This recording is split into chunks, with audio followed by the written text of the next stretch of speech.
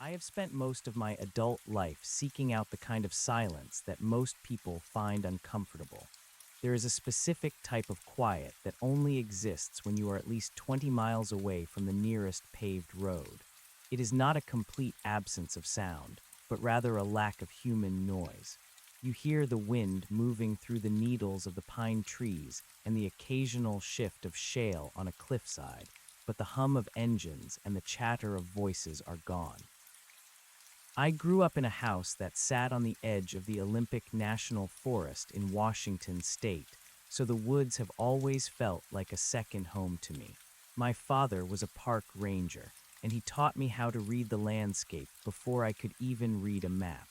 He always told me that the wilderness is not dangerous as long as you respect its rules. For 28 years, I believed him. I worked as a freelance surveyor for most of my 20s, which meant I spent weeks at a time alone in the backcountry. I am not the type of person who scares easily.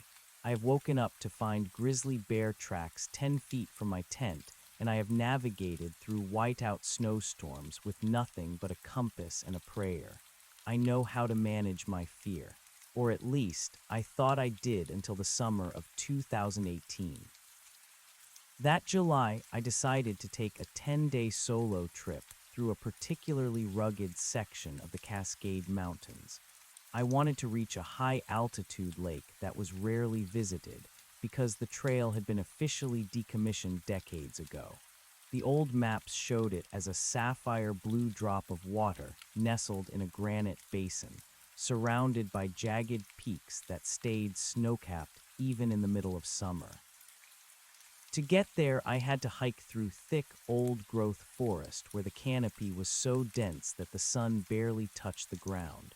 I carried a 60-pound internal frame backpack that contained everything I needed to survive. It was an olive drab pack, worn and faded from years of use, with custom paracord loops I had tied myself. That pack was an extension of my body. I knew the weight of every buckle and the sound of every zipper. I started my trek on a Tuesday morning. The first 2 days were grueling but uneventful. I covered about 15 miles each day, pushing my body through steep elevation gains.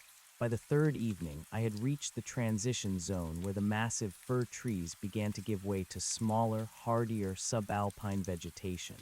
I was exhausted, but it was the good kind of tired that comes from honest work. I found a flat spot near a small creek to set up my camp. It was a perfect clearing, shielded from the wind by a natural rock wall. I went through my usual routine with mechanical precision. I set up my lightweight tent, filtered 3 liters of water from the creek, and cooked a dehydrated meal over my small stove. As the sun began to dip below the horizon, the sky turned a deep, bruised purple. I remember sitting on a flat stone and watching the shadows stretch across the valley floor below. Everything felt normal. I felt that familiar sense of peace that comes with total isolation. I did not have a cell signal, and I did not want one. I was exactly where I wanted to be. Around 9 o'clock, I decided to turn in. I did one final sweep of my campsite to make sure everything was secure. One of the golden rules of backcountry camping is bear safety. You never keep food or anything scented inside your tent. I had a heavy-duty bear bag that I used to store my food, stove, and toiletries. I walked about 50 yards away from my tent to a sturdy larch tree. I tossed a weighted line over a high branch and hoisted the bear bag 12 feet into the air, tying it off securely. My backpack was empty of food, but I still followed the habit of keeping it outside my sleeping area to save space. I propped the empty pack against the base of the rock wall, right next to my boots. I checked the straps one last time, making sure the rain cover was pulled tight because the air felt damp. Then I crawled into my sleeping bag. I fell asleep almost instantly, lulled by the steady rhythm of the creek nearby. I did not dream. I just drifted into that deep, heavy sleep that only comes after a day of mountain climbing. I woke up at 5:30 the next morning. The light was still gray and hazy, filtering through a thick mist that had rolled in during the night. I sat up and stretched, feeling the ache in my calves. I unzipped the tent flap, expecting to see my boots and my pack waiting for me. My boots were there, exactly where I had left them, but the backpack was gone. At first, I did not panic. I assumed I was just disoriented from sleep. I rubbed my eyes and looked again. The space against the rock wall was empty. I stepped out of the tent in my socks, feeling the cold moisture of the grass seep into the fabric. I looked behind the rock wall and around the perimeter of my small clearing. There was no sign of the pack. I thought perhaps a curious animal had dragged it off. Maybe a marmot or a mountain goat had been attracted to the salt on the shoulder straps from my sweat. I began to circle the campsite, expanding my search radius. I looked for drag marks in the soft dirt or broken branches in the brush. There was nothing. The ground was undisturbed. I walked over to the larch tree where I had hung my bear bag. The bag was still hanging high in the air, completely untouched. This made no sense. If a bear or a cougar had entered my camp, they would have gone for the food bag, not an empty nylon backpack. I felt a small, cold knot of unease form in my stomach. I spent the next 2 hours searching the entire area. I went down to the creek and up the ridge. A 60-pound pack does not just vanish into thin air. Even if it was empty, it was a large, bulky object. As the sun rose higher and burned off the mist, I realized with a jolt of true fear that I was in a very dangerous position. My pack contained my map, my compass, my first aid kit, my extra clothes, and my emergency satellite messenger. I was 3 days into the wilderness with nothing but the clothes I was wearing, my sleeping bag, my tent, and the food hanging in the tree. I sat down on my boots and tried to think logically. I told myself that I must have misplaced it, even though I knew I had not. I told myself that maybe I had sleepwalked, though I had never done that in my life. I searched for another hour, getting more desperate with every passing minute. Then I saw it. About 100 yards away, on a high ledge that overlooked my campsite, something caught the light. I scrambled up the steep slope, my heart hammering against my ribs. When I reached the ledge, I stopped dead. My backpack was sitting there. It was not lying on its side as if it had been dropped or dragged.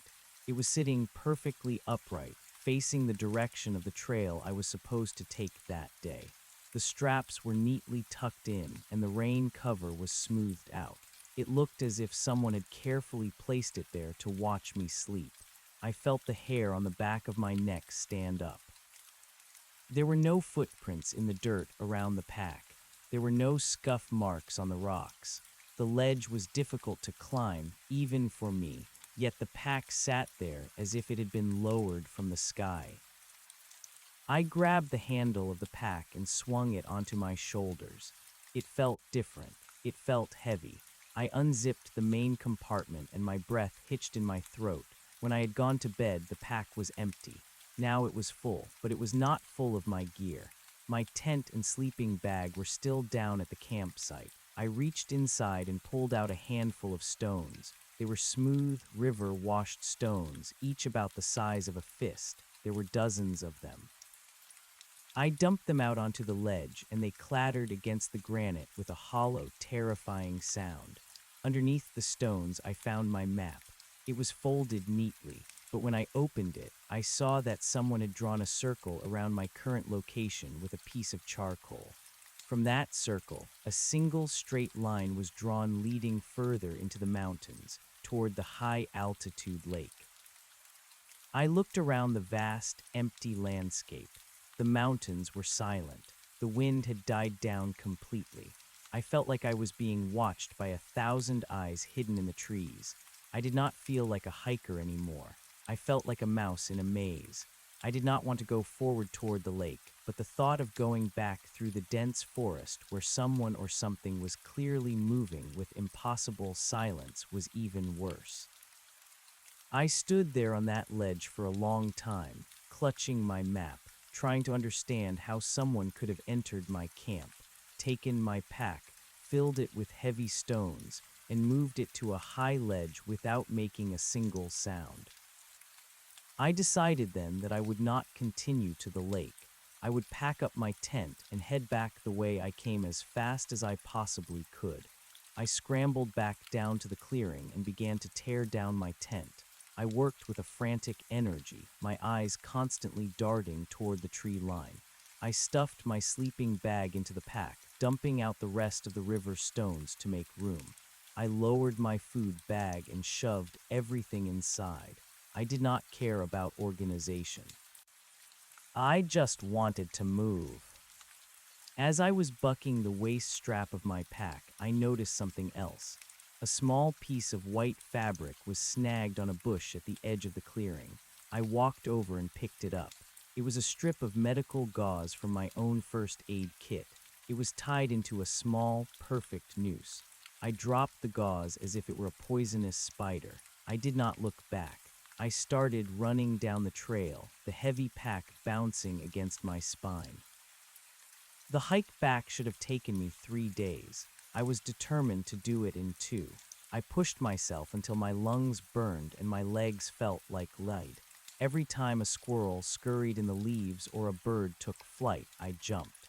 I kept expecting to see a figure standing in the middle of the trail, but the path remained empty. By the time the sun began to set on that 4th day, I was exhausted beyond measure. I knew I could not keep moving in the dark. I found a spot to camp that was as open as possible, a wide gravel bar next to a large river. I did not set up my tent.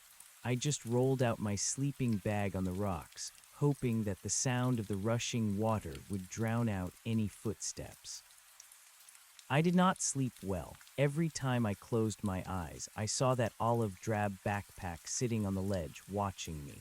I kept my hunting knife in my hand, the cold steel a small comfort.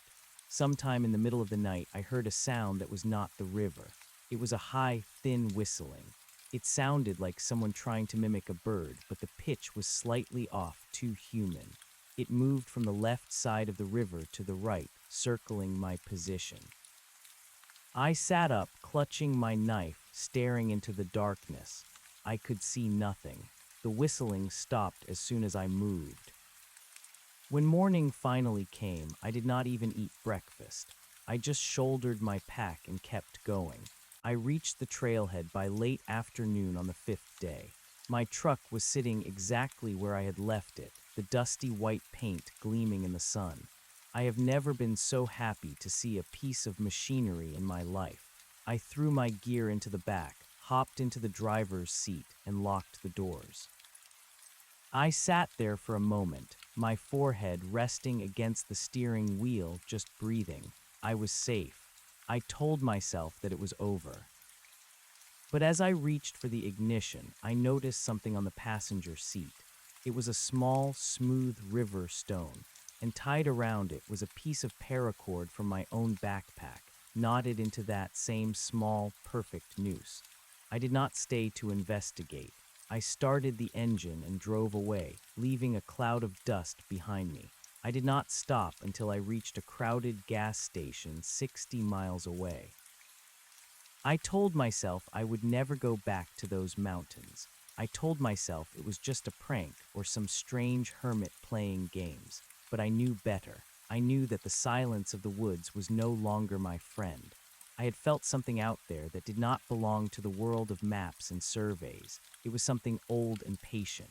I sold my surveying gear a month later. I took a job in the city, working in a loud, crowded office where the silence can never find me. But sometimes when I am walking to my car at night and the streetlights flicker, I feel that same cold weight in my stomach. I think about that backpack sitting on a ledge filled with stones that I did not put there, and I wonder if it is still out there, waiting for the next person who goes looking for the quiet. The city was supposed to be a sanctuary of noise and concrete. I moved into a 3rd-floor apartment in a building that overlooked a busy intersection because I wanted the constant sound of tires on asphalt and the rhythmic flashing of neon signs to fill my living room. For the first few months, I convinced myself that the strategy was working. I worked long hours at a land development firm, staring at blueprints and digital renderings of suburban sprawl. I avoided the parks.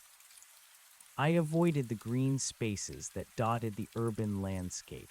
I even stopped buying house plants because the sight of green leaves and the smell of damp soil reminded me of the deep shadows under the Douglas firs.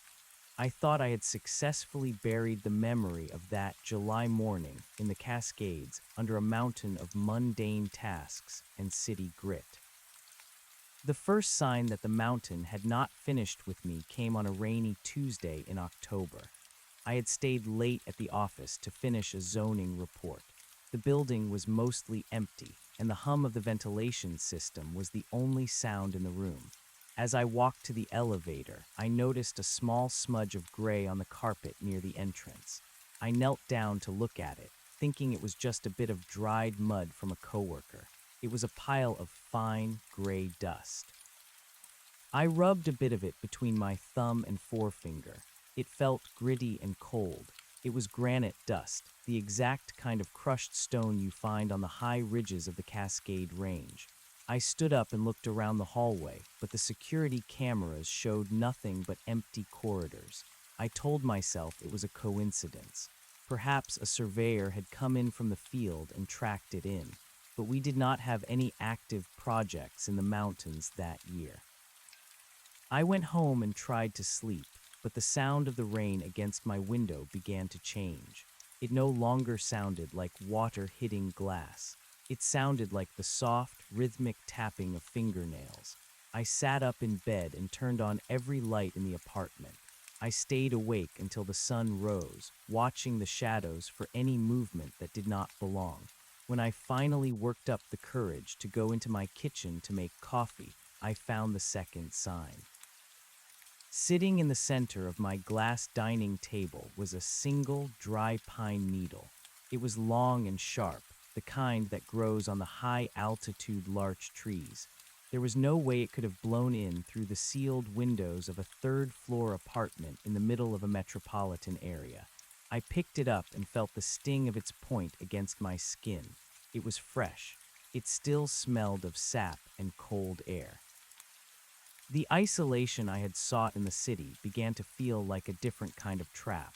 I realized that the things that live in the deep woods do not necessarily stay there. My father had once told me that the wilderness is a physical place, but he had also hinted that it is a state of mind. He said that once you truly see the forest never stops seeing you. I had always thought he was being poetic.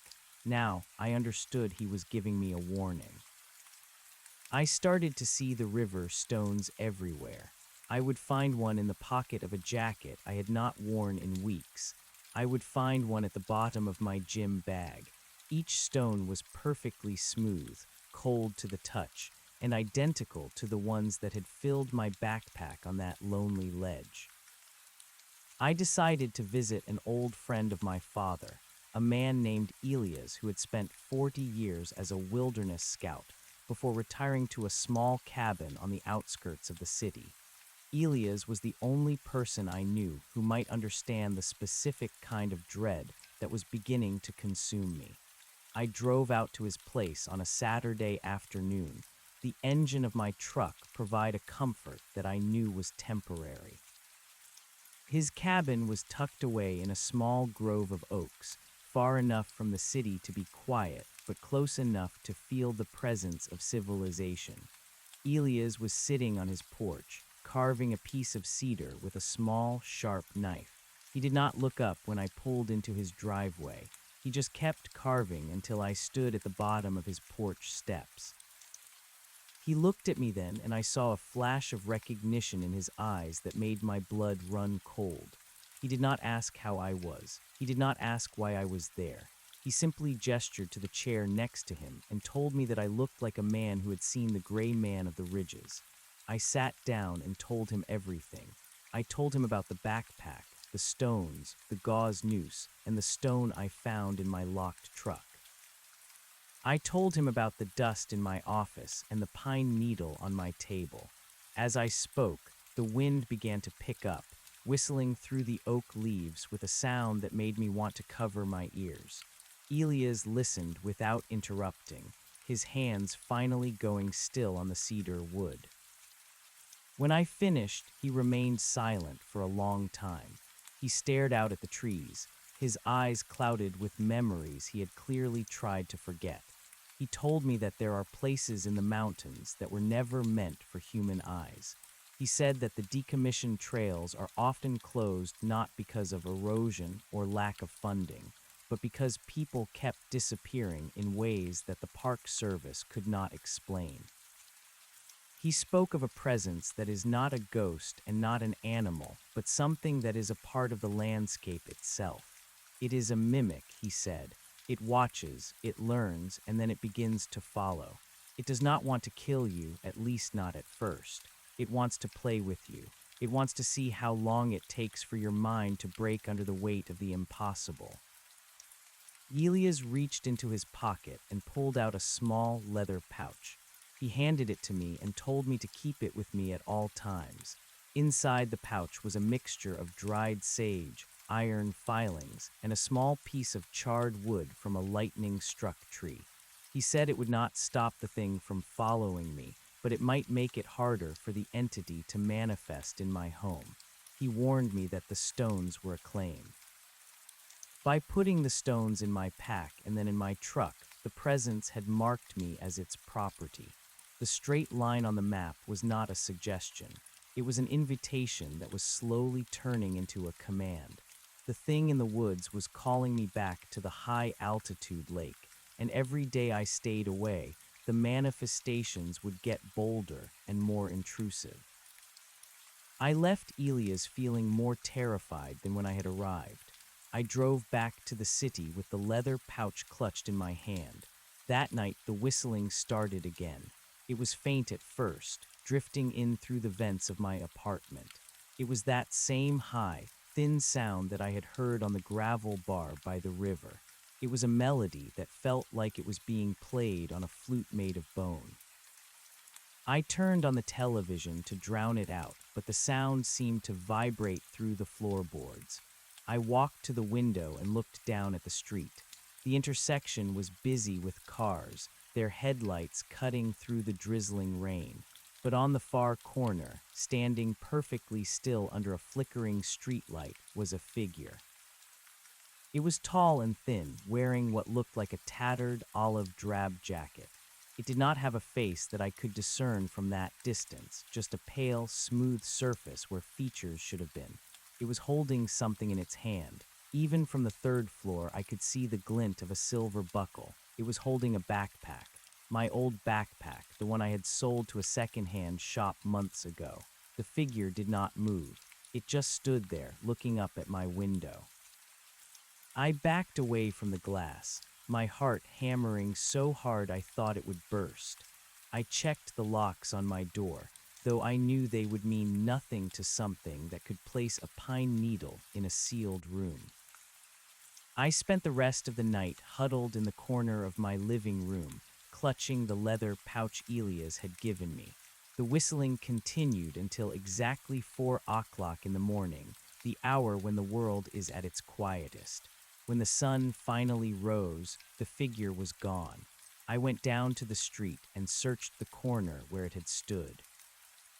There were no footprints, but the concrete was covered in a thin layer of white frost, even though the temperature had not dropped below 50 degrees. In the center of the frost, someone had scratched a single, straight line into the pavement, pointing directly toward the north, toward the mountains.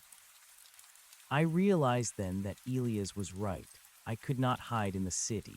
The noise and the crowds were just a thin veil that the presence was beginning to shred. The more I resisted the call, the more the world around me would begin to transform into the wilderness I had tried to escape. I went back up to my apartment and began to pack a bag. Not a backpack, but a simple duffel bag. I did not take any surveying equipment. I took only the essentials for survival. I knew that I had to go back to that high-altitude lake. I had to find out what was waiting for there, or I would spend the rest of my life watching the shadows in the city turn into trees. As I was leaving, I saw my reflection in the hallway mirror. I looked older, my face pale and drawn, but it was not my face that caught my attention. It was the background. In the reflection of the hallway behind me, the walls were not covered in beige wallpaper. They looked like the rough, dark bark of ancient hemlock trees. I blinked, and the image was gone, replaced by the mundane reality of my apartment building. But the smell remained. The hallway smelled of damp earth, decaying leaves, and the cold, metallic scent of a mountain storm. I walked to my truck, my hands shaking as I fumbled with the keys. The drive back toward the Cascades felt like a descent into a dream. As the city skyline faded in my rearview mirror, the sky began to darken with heavy, charcoal clouds. The further north I drove, the more the modern world seemed to peel away.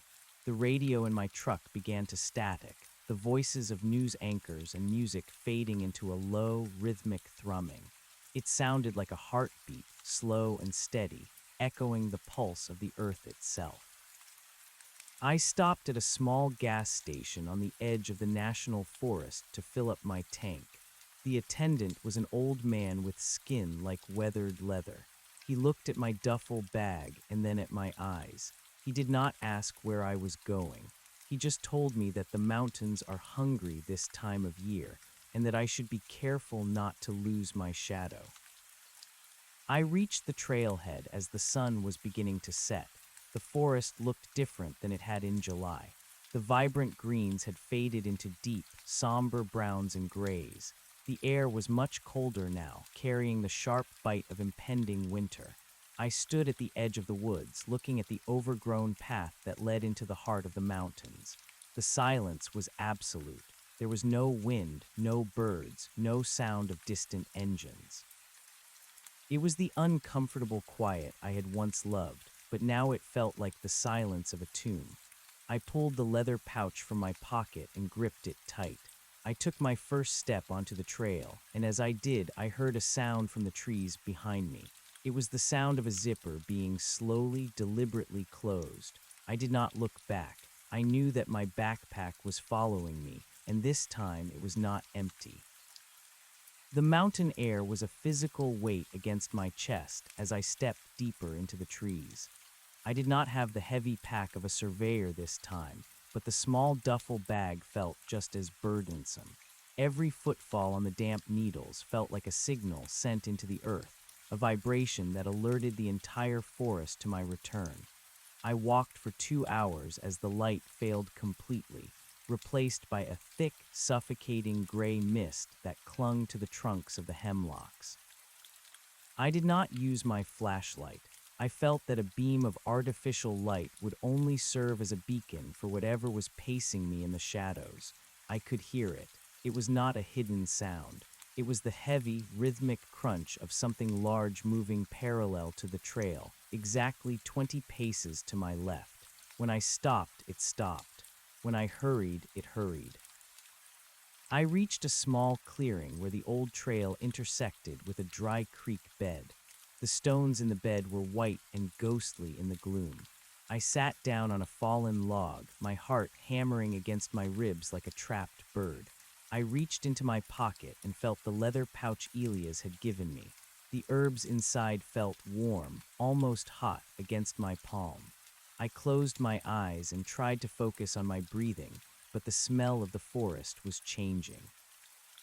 It no longer smelled of pine and rain. It smelled of old cloth, stagnant water, and the metallic tang of dried blood. I opened my eyes and looked at the creek bed. A row of river stones had been laid out across the white rocks. They were perfectly spaced, forming a straight line that pointed directly toward the ridge where I had first found the backpack. I stood up and began to walk again, driven by a compulsion that felt like a needle pulling a thread through my skin. I did not feel like I was making a choice. I felt like a piece of iron being drawn toward a massive, hidden magnet deep within the earth. As I climbed higher, the trees began to thin, replaced by jagged outcrops of basalt and granite. The wind returned, but it did not howl. It whispered. It carried the sound of my own name, spoken in a voice that sounded like my father, then like the gas station attendant, then like a version of myself that I did not recognize. I ignored the voices. I kept my eyes on the trail, which was now marked by small piles of gray dust at every turn. By the time I reached the base of the final ridge, the moon had risen, a cold and uncaring eye in the black sky. The lake was just over the crest. I could feel the presence of the water like a cold void in the atmosphere. I scrambled up the steep incline, my fingers digging into the frozen dirt. When I reached the top, I stopped. The lake was not a beautiful alpine pool. It was a black mirror, perfectly still, reflecting nothing but the void above. And there, sitting on the very same ledge where I had first seen it, was the olive drab backpack. It looked brand new. The buckles were polished, the fabric was clean, and it was bulging with the weight of something heavy and solid. I approached the ledge with slow, deliberate steps. My shadow stretched out before me, long and distorted by the moonlight. As I got closer, I saw that the backpack was not alone. Arranged around it in a perfect circle were dozens of small nooses made of white medical gauze. They swayed in a breeze I could not feel, dancing like tiny hanged ghosts. I reached out a trembling hand and touched the fabric of the pack. It was ice cold. I unbuckled the top flap, my breath coming in short, ragged gasps. I expected to see the river stones. I expected to see my own gear. Instead, the pack was filled with hair. Long, matted strands of gray and brown hair were packed tightly into the compartments. Tucked into the center of the mass was a photograph. I pulled it out and held it up to the moonlight. It was a picture of me, not a picture I had ever taken, but a shot from the previous night, showing me sitting in my apartment, clutching the leather pouch and staring at the window. The perspective was from outside, as if someone had been hovering 3 stories in the air, looking through the glass. I dropped the photo, and it fluttered down into the dark waters of the lake. A high, thin whistling erupted from the trees behind me. It was no longer a mimicry of a bird. It was a shriek, a discordant wall of sound that vibrated the very bones in my skull. I turned around, my knife drawn, but there was nothing there. The forest was empty. Then I looked down at my own feet. My shadow was gone. The moon was bright, and the rocks around me cast long, dark shapes, but the space beneath me was blank. I felt a sudden, sickening lightness, as if the ground were no longer solid. I looked back at the backpack. The flap was now open wider, and the hair was beginning to spill out, uncoiling like a nest of snakes. I realized then what the straight line on the map had been. It was not a path to a location. It was a measurement of the distance between who I was and what I was becoming. The thing in the woods did not want to kill me. It wanted to wear me. It had been collecting pieces of my life, my stones, my gauze, my image, and now it had taken my shadow. I felt a hand on my shoulder. It was a cold, heavy weight, the fingers long and thin. I did not turn around. I knew that if I looked at its face, the transformation would be complete. I reached into my bag and pulled out the flare gun I had packed at the last minute. I did not aim at the woods, I aimed at the backpack. I pulled the trigger, and a brilliant, blinding red light erupted from the barrel. The flare hit the pack dead center, igniting the dry hair and the old fabric in a roar of chemical fire. The shriek that followed was not human. It was the sound of a mountain cracking, a tectonic groan of agony that shook the ridge. The cold weight on my shoulder vanished. The whistling turned into a sob and then faded into the wind. I watched as the backpack burned, the flames casting wild, dancing shadows against the basalt. For a moment, my own shadow returned, flickering and weak but present. I did not wait for the fire to go out. I turned and ran. I did not follow the trail. I ran straight down the slope, sliding over scree and crashing through brush, headed for the valley floor. I did not care about the map or the straight lines. I only cared about the distance between myself and that burning ledge. I ran until my lungs felt like they were filled with broken glass and my legs gave out beneath me. I collapsed near a small stream, gasping for air, my face pressed into the cold mud. I stayed there for hours, listening to the forest return to a natural silence. The wind moved through the leaves, and it was just the wind. A small rodent scurried through the undergrowth, and it was just an animal. When the sun rose, I made my way back to the trailhead. I did not look back at the high ridges. I did not look at the trees. I kept my eyes on the ground, watching my shadow as it moved with me, a faithful companion once again. My truck was still there, covered in a layer of fine gray dust. I got inside and started the engine. I did not feel safe, but I felt real. I drove away from the mountains, heading back toward the city, toward the noise and the people. I knew the presence was still out there, sitting in the charred remains of the pack, waiting for the fire to cool. But I also knew that I had broken the claim. I returned to my apartment and immediately began to pack my belongings. I did not stay to see if the figure would return to the street corner. I moved to a different city, a place far from the mountains, where the landscape was flat and the horizon was wide. I took a job that required no surveying, no maps, and no quiet. I still keep the leather pouch in my pocket, and I never go into the woods alone. Sometimes when the rain taps against my window, I think about that high-altitude lake and the black water that holds my photograph. I think about the gray dust and the smooth stones, but mostly I think about the silence and how I finally learned that the most dangerous thing you can find in the woods is yourself. I live my life in the center of the light now. I keep the television on at night and the curtains drawn tight. I have made peace with the fact that some things cannot be understood or mapped. They can only be survived. The wilderness is still out there, patient and old, watching the trails for the next person who seeks the quiet. But my shadow is mine, and for now, that is enough. I look at my hands and see the scars from the basalt rocks, and I am reminded that the price of returning was high. I do not regret it. I would rather live in a world of noise than be a silent piece of the mountain. The straight line has been broken, and I am finally walking my own path, far away from the shadows of the Douglas firs. I drove for 6 hours without stopping until the towering silhouettes of the Cascades were nothing more than a jagged memory in my rearview mirror. The flat plains of the eastern basin stretched out before me, a vast expanse of sagebrush and dust that felt honest in its emptiness.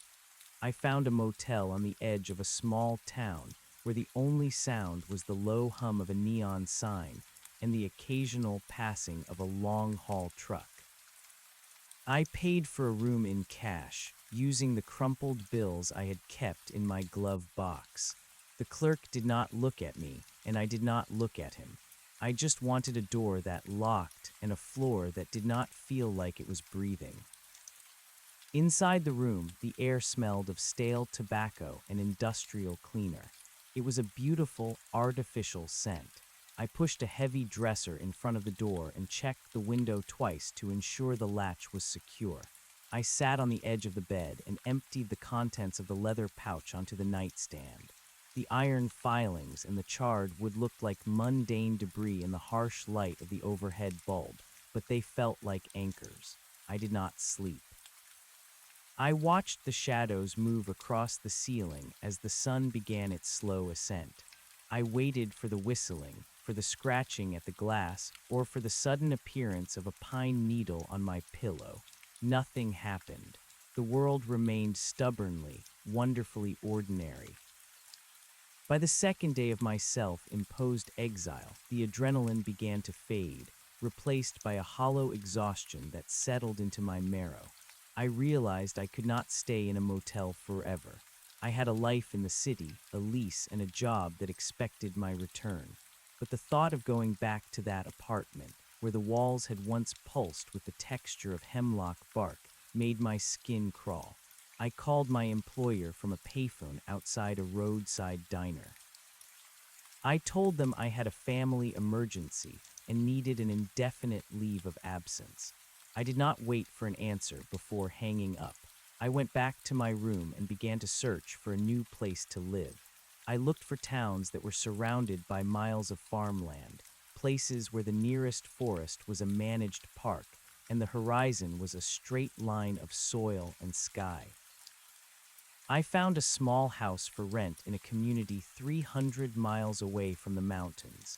It was a simple structure made of brick and mortar, sitting in the middle of a grid of wheat fields. There were no trees within a mile of the property.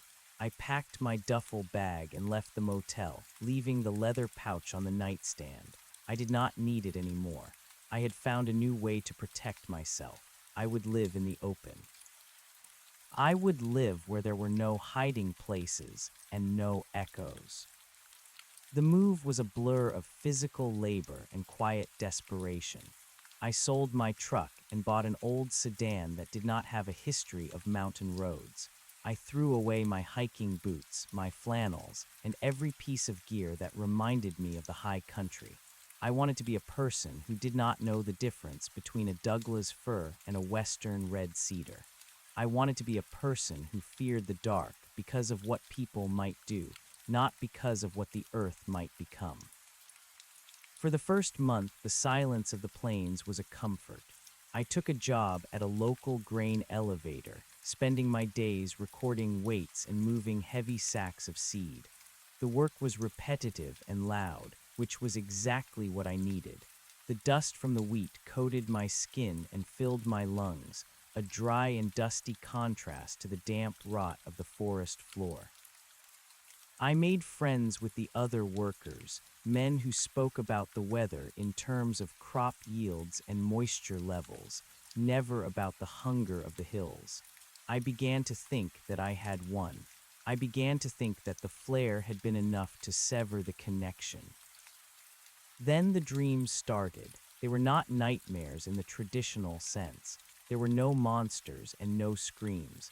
I would find myself standing in the center of the high-altitude lake, but the water was made of glass. I could see my reflection beneath my feet, but it was not moving when I moved. It was reaching up, its fingers pressing against the underside of the frozen surface. Around the shore of the lake, thousands of olive-drab backpacks were lined up like soldiers, their flaps open and their interiors filled with white frost. In every dream, a voice would whisper a set of coordinates, a series of numbers that I knew led back to the ledge. I would wake up drenched in sweat, the smell of ozone and wet earth thick in my bedroom. I started leaving the lights on at all times. I bought extra lamps and positioned them so that every corner of my small house was illuminated. I avoided looking at the horizon at dusk, fearing that the silhouettes of the distant grain silos would start to look like the jagged peaks of the Cascades. I told myself it was just lingering trauma, a phantom limb of a memory that would eventually wither and die. But then I found the first stone. It was sitting on my kitchen table when I came home from work. It was a small, smooth river stone, identical to the ones I had found in my pack months ago. It was cool to the touch and smelled of the river. I did not scream. I did not panic. I simply picked it up and walked out into the wheat field. I threw the stone as far as I could, watching it disappear into the golden stalks. The next day, there were 2 stones on the doorstep. The day after that, 3 were arranged in a perfect line on the hood of my car. The presence had not stayed at the lake. It had not been destroyed by the fire. It had simply been waiting for me to settle, for the fear to become a dull ache rather than a sharp sting. It was playing with me again, showing me that distance was an illusion. I realized that Elias was right about one thing I had misunderstood. The claim was not on my physical body. The claim was on my mind. By taking my shadow and my image, the entity had created a bridge. It did not matter where I went because I was carrying the wilderness inside me. I sat in my brightly lit living room, clutching a kitchen knife and staring at the door. I knew that running again would not help. I had already fled as far as the geography would allow. I looked at the 3 stones I had brought inside, now sitting on the coffee table. They were not just rocks. They were anchors, pulling the reality of the mountains into this flat, dry world. I understood then that the entity was not trying to bring me back to the woods. It was bringing the woods to me. That night the whistling returned. It did not come from the vents or the floorboards. It came from the telephone. I picked up the receiver, and instead of a dial tone, I heard that high, thin melody, the flute made of bone. It was louder now, more confident. Between the notes, I could hear the sound of a zipper. I dropped the phone and backed away, my heart thumping a frantic rhythm against my ribs. I looked at the window. The wheat field was gone.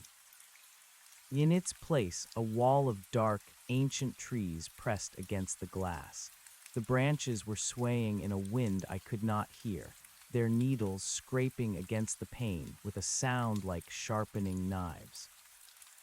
I did not blink, I did not look away. I knew that if I closed my eyes, the house would vanish entirely, and I would find myself back on that ledge, standing over the black water of the lake. I reached for the light switch and turned it off. I did not want to see the transformation anymore. I wanted to meet it in the dark, on my own terms. I sat in the middle of the room and waited. The smell of damp earth and decaying leaves filled the air, drowning out the scent of the grain elevator. I felt the floor beneath me change from hardwood to soft, mossy ground. The temperature dropped until I could see my breath in the gloom. I reached out my hand and felt the rough bark of a hemlock tree where my bookshelf should have been. I was no longer in the house. I was back in the heart of the Cascades, but the mountains were different now. They were made of my memories, my fears, and the pieces of myself that I had left behind. A figure emerged from the shadows between the trees. It was tall and thin, wearing the tattered olive drab jacket I had burned on the ridge. It did not have a face, but it had my shadow. The dark shape on the ground behind it moved in perfect synchronization with my own breathing. The entity held out a hand, and in its palm was the photograph I had dropped into the lake. The image was no longer of me sitting in my apartment. It was a picture of me sitting right here, in this moment, surrounded by the ghosts of the forest. I did not feel terror anymore. I felt a strange, cold clarity. The thing in the woods was a mimic, a mirror, and a thief, but it could only take what I gave it. I had given it my fear, my attention, and my flight. I had allowed it to become the most important thing in my world. I stood up and walked toward the figure. It did not move. It did not retreat. I reached out and took the photograph from its hand. I did not look at the image. I tore it into 100 tiny pieces and let them fall like snow onto the moss. I looked at the place where its face should have been and I spoke. I told it that I was not a stone to be moved.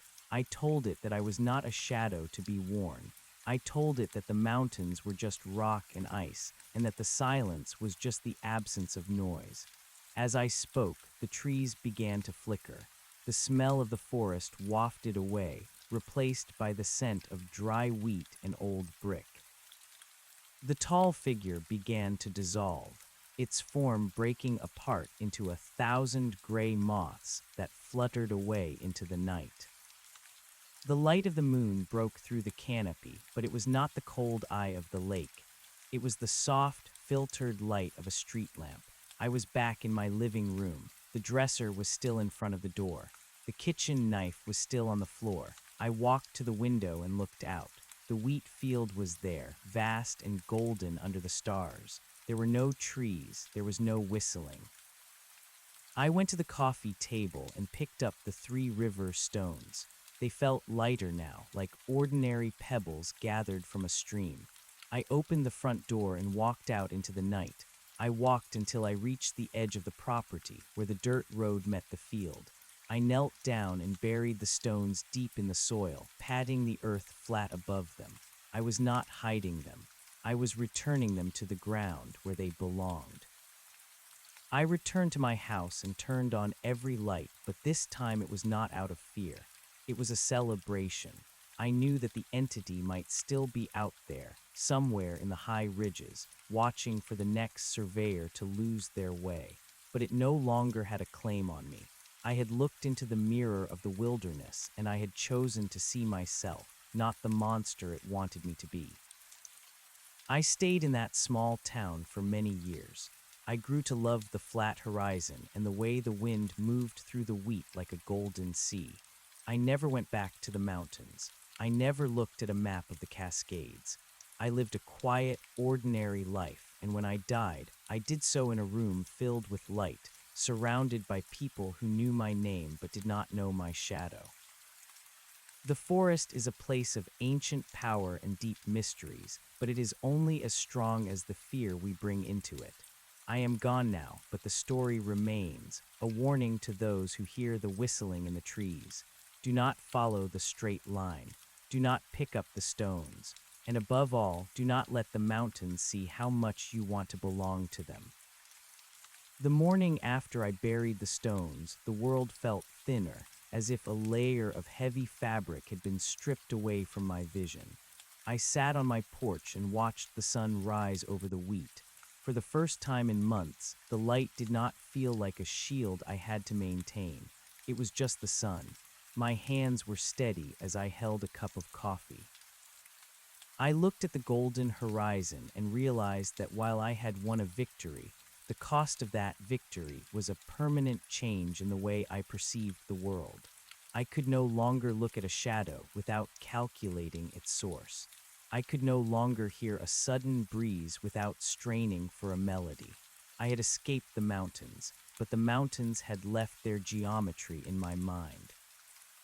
I returned to the grain elevator that afternoon. The noise of the machinery was a physical relief. I leaned against the vibrating metal siding of the main silo and let the mechanical roar wash over me. My coworkers moved around me like ghosts of a different life. They spoke of rain and the price of fuel. I listened to their voices and tried to anchor myself to their reality.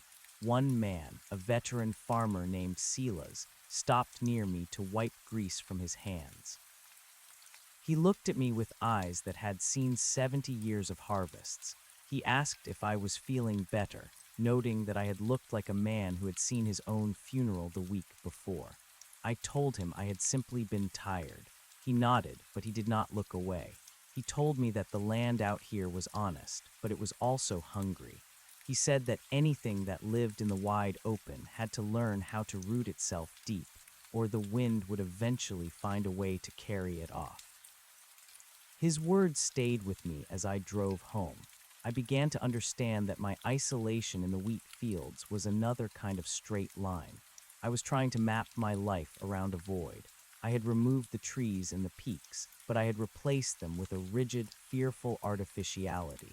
I decided then that I would not spend the rest of my days hiding behind a dresser and a kitchen knife. If I was to truly break the claim, I had to stop being a victim of the memory. I had to become a person who could exist in the world without constantly checking the perimeter. That evening, I did something I had not done since the night on the ridge. I turned off the lights in my living room. I sat in the darkness and waited. My heart rate climbed and my breath became shallow. I felt the familiar prickle of static on my skin. I waited for the smell of damp earth. I waited for the sound of the bone flute. I sat for 1 hour, then 2. The house remained a house. The air remained dry. The only sounds were the ticking of a clock and the distant cry of a coyote. I realized that the entity was not a constant presence that followed me. It was a potential that I activated with my own terror. By refusing to feed the fear, I was starving the bridge. I began to reclaim my life in small, deliberate steps. I bought a new set of clothes that felt like they belonged to the person I was becoming, not the person I had been. I started walking into the town center in the evenings, forcing myself to sit in the local diner and talk to strangers. I learned the names of the shopkeepers and the history of the local high school football team. I was weaving a new tapestry of identity, one made of mundane details and human connections. I was building a wall of noise, but it was a healthy noise, the sound of a community instead of the sound of a machine. However, the wilderness is patient. It does not always strike with a roar or a shadow. Sometimes it speaks through the mouth of a friend. 6 months after I moved to the plains, a letter arrived at my house. It had been forwarded through several addresses before finding me. The envelope was thick and yellowed, with no return address. Inside was a single sheet of paper and a small, dried leaf of a hemlock tree. The paper contained no writing, only a hand-drawn map of a trail I did not recognize. At the center of the map was a circle, and inside the circle was my name, written in a hand that looked disturbingly like my own. I stared at the map for a long time. I did not burn it. I did not throw it away. I took it to the kitchen table and studied the lines. The topography was familiar, a series of steep ridges and deep basins that could only exist in the high Cascades. I realized that someone or something was inviting me back. It was not a threat. It was a summons. I felt a cold chill settle in my chest, but it was accompanied by a strange sense of curiosity. Who had sent this? Was there someone else out there who had survived the lake? Or was this the entity, reaching out through the postal service, proving that no distance was truly safe? I placed the map in a drawer and went back to my work. I told myself it did not matter, but the presence of the paper in my house acted like a slow poison. I began to dream again, not of the lake, but of the man I had replaced. I dreamed of the surveyor who had left his boots and his journals behind. In my dreams, he was not a monster. He was a man who had simply become too quiet. He was wandering the ridges, looking for a voice he had lost. He would stop at the edge of a cliff and look toward the east, toward the plains where I was hiding. He was waiting for me to finish the work he had started. The dreams became more vivid. I started to see the world through his eyes. I felt the weight of the transit on my shoulder. I felt the sting of the mountain air on my cheeks. I saw the straight lines he had carved through the brush, and I understood the beauty of the geometry he was trying to impose on the chaos of the woods. He was not trying to conquer the mountain. He was trying to understand it, and the mountain had responded by trying to understand him in return. The entity was not a predator in the way a wolf is a predator. It was a mirror that had grown tired of reflecting nothing but trees and stone. It wanted a soul to reflect. It wanted a story. I realized that by running away, I had left a part of my story unfinished. I had broken the claim, but I had not closed the door. The map in my drawer was a key. I spent several weeks in a state of quiet contemplation. I continued my work at the grain elevator, but my mind was elsewhere. I was weighing the safety of the plains against the necessity of closure. I knew that if I stayed here, I would always be looking over my shoulder. I would always be the man who ran. If I wanted to be truly free, I had to face the source of the silence one last time. I did not go back to the lake. I did not go back to the ridge where I had burned the pack. Instead, I used the map to find a different entry point into the mountains, a place far to the north of my original survey area. I told Silas I was taking a week of vacation. He looked at me and nodded, his eyes knowing. He told me to keep my feet on the ground and my head out of the clouds. I thanked him and drove west. The transition from the flatlands to the foothills was a slow, agonizing process. As the horizon began to ripple and rise, I felt a physical pressure in my ears. The air grew heavy with the scent of pine and damp earth. I did not feel the terror I had expected. I felt a grim sense of purpose. I was not a victim this time. I was a witness.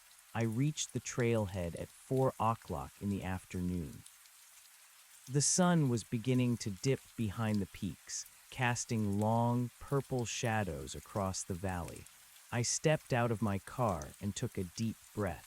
The silence of the woods greeted me like an old enemy. I did not carry a map or a compass. I had the hand-drawn map in my pocket, but I did not need it. I could feel the pull of the circle.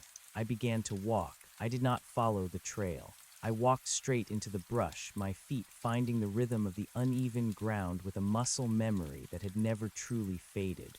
I climbed through thickets of huckleberry and over the fallen trunks of ancient cedars.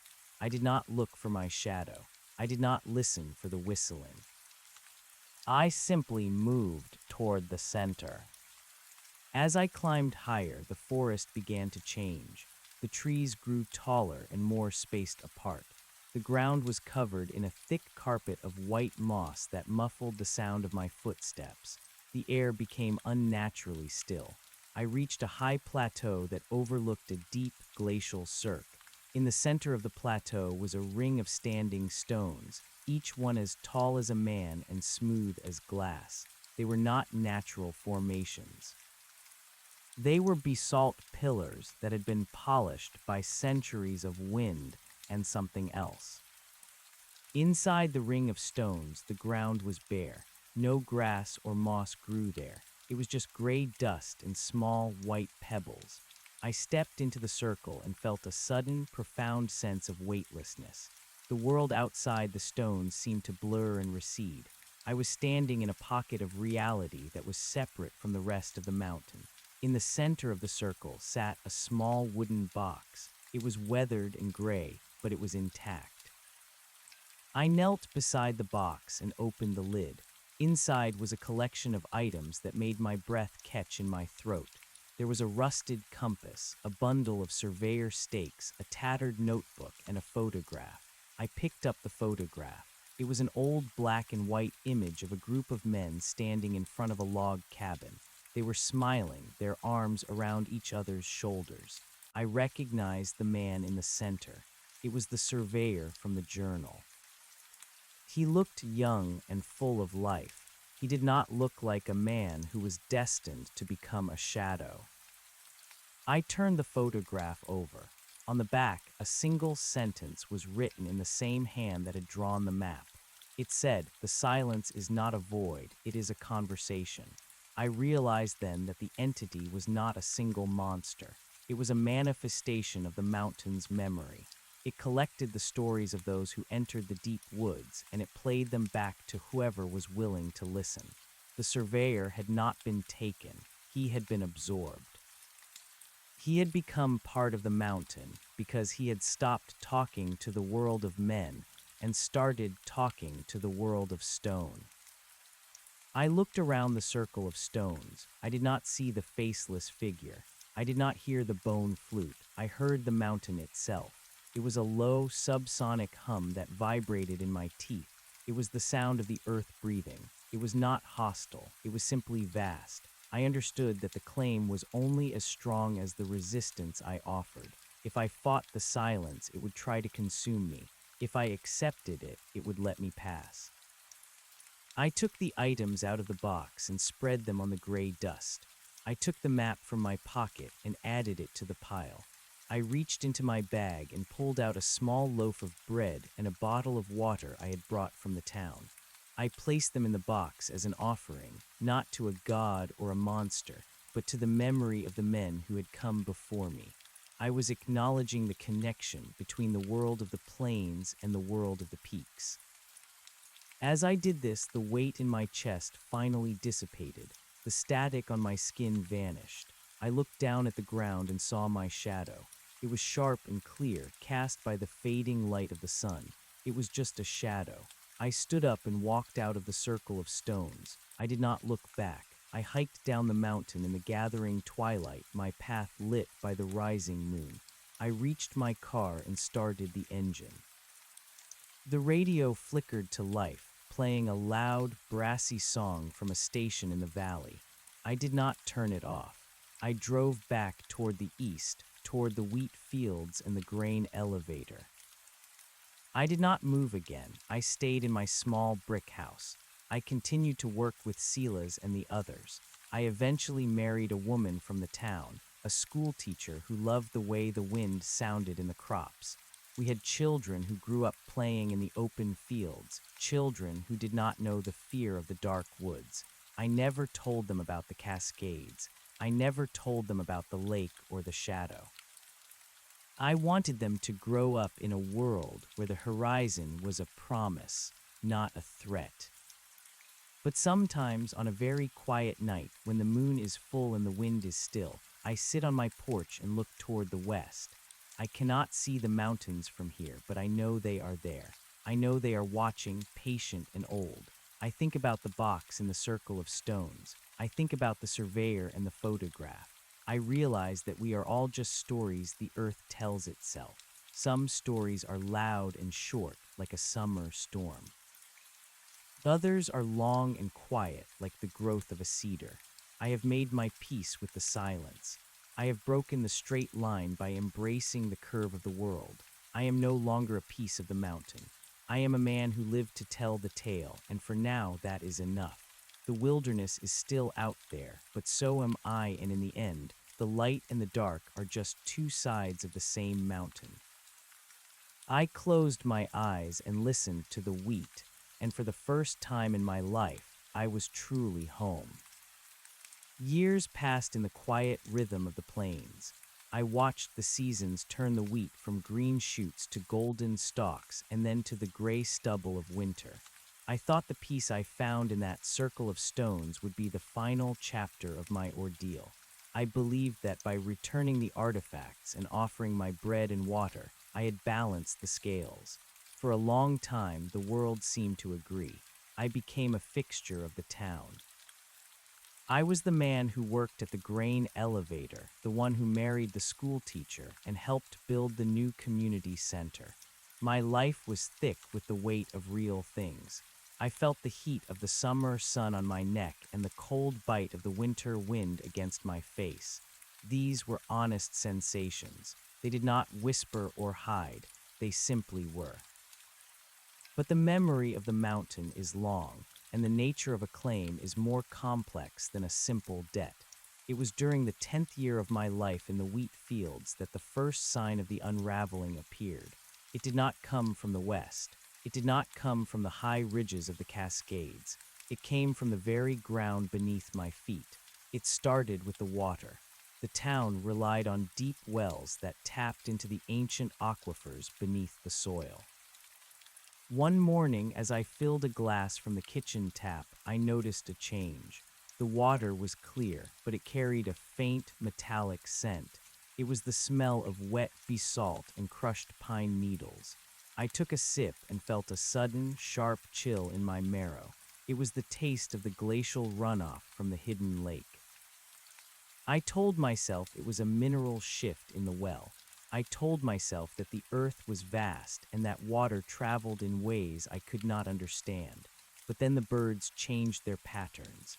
The plains were usually filled with the songs of meadowlarks and the cry of hawks. Now they were silent. In their place came the ravens. They did not arrive in small groups. They came in a black tide, settling on the roofs of the barns and the arms of the power lines. They did not croak or call. They simply watched. Their eyes were like small, polished river stones. Everywhere I went, the black birds followed. They lined the path to the grain elevator. They sat in the trees outside the school where my wife taught. They were a living map of my movements, a dark geometry that traced my every step. I began to feel the thinness again. The world of the plains, which had felt so solid and rooted, started to shimmer at the edges. I would be talking to Silas about the harvest, and for a split second, his voice would be replaced by the sound of the wind through a mountain pass. I would look at the flat horizon and see the phantom peaks of the Cascades rising like ghosts against the blue sky. The mountains were not coming back to me. They were bleeding into my reality. I realized that the circle of stones had not been a door I could close. It had been a suture, and the stitches were starting to pull apart. One evening, my oldest son came into the living room holding something he had found in the dirt road. He was 6 years old, with eyes full of wonder and a heart that knew nothing of shadows. He opened his hand to show me his treasure. In his palm lay a single, smooth river stone. It was identical to the ones I had buried years ago. It was the exact shade of gray, with the same white vein running through the center. My heart stopped. I asked him where he had found it. He pointed toward the edge of our property, where the wheat met the road. He said there were many of them. He said they were growing out of the ground like potatoes. I walked out to the road in the fading light. The earth was heaving. Small mounds of soil were being pushed upward, and from each mound a stone emerged. They were not just appearing. They were being spat out by the land. I knelt down and touched the soil. It was cold. It was far colder than the autumn air should have allowed. I dug my fingers into the dirt and felt the hard, smooth surfaces of hundreds of pebbles. The plains were rejecting the gift I had given them. The earth of the wheat fields was refusing to hold the secrets of the mountains any longer. The two worlds were incompatible, and the friction between them was beginning to tear the fabric of my life. That night the whistling returned. It did not come from the distance. It came from inside the walls of my house. It was soft, a mere breath of a melody, but it was unmistakable. It was the song of the bone flute.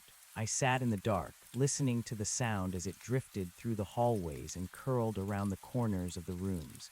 My wife slept beside me, her breathing steady and deep. She did not hear it. To her, the world was still a place of simple truths.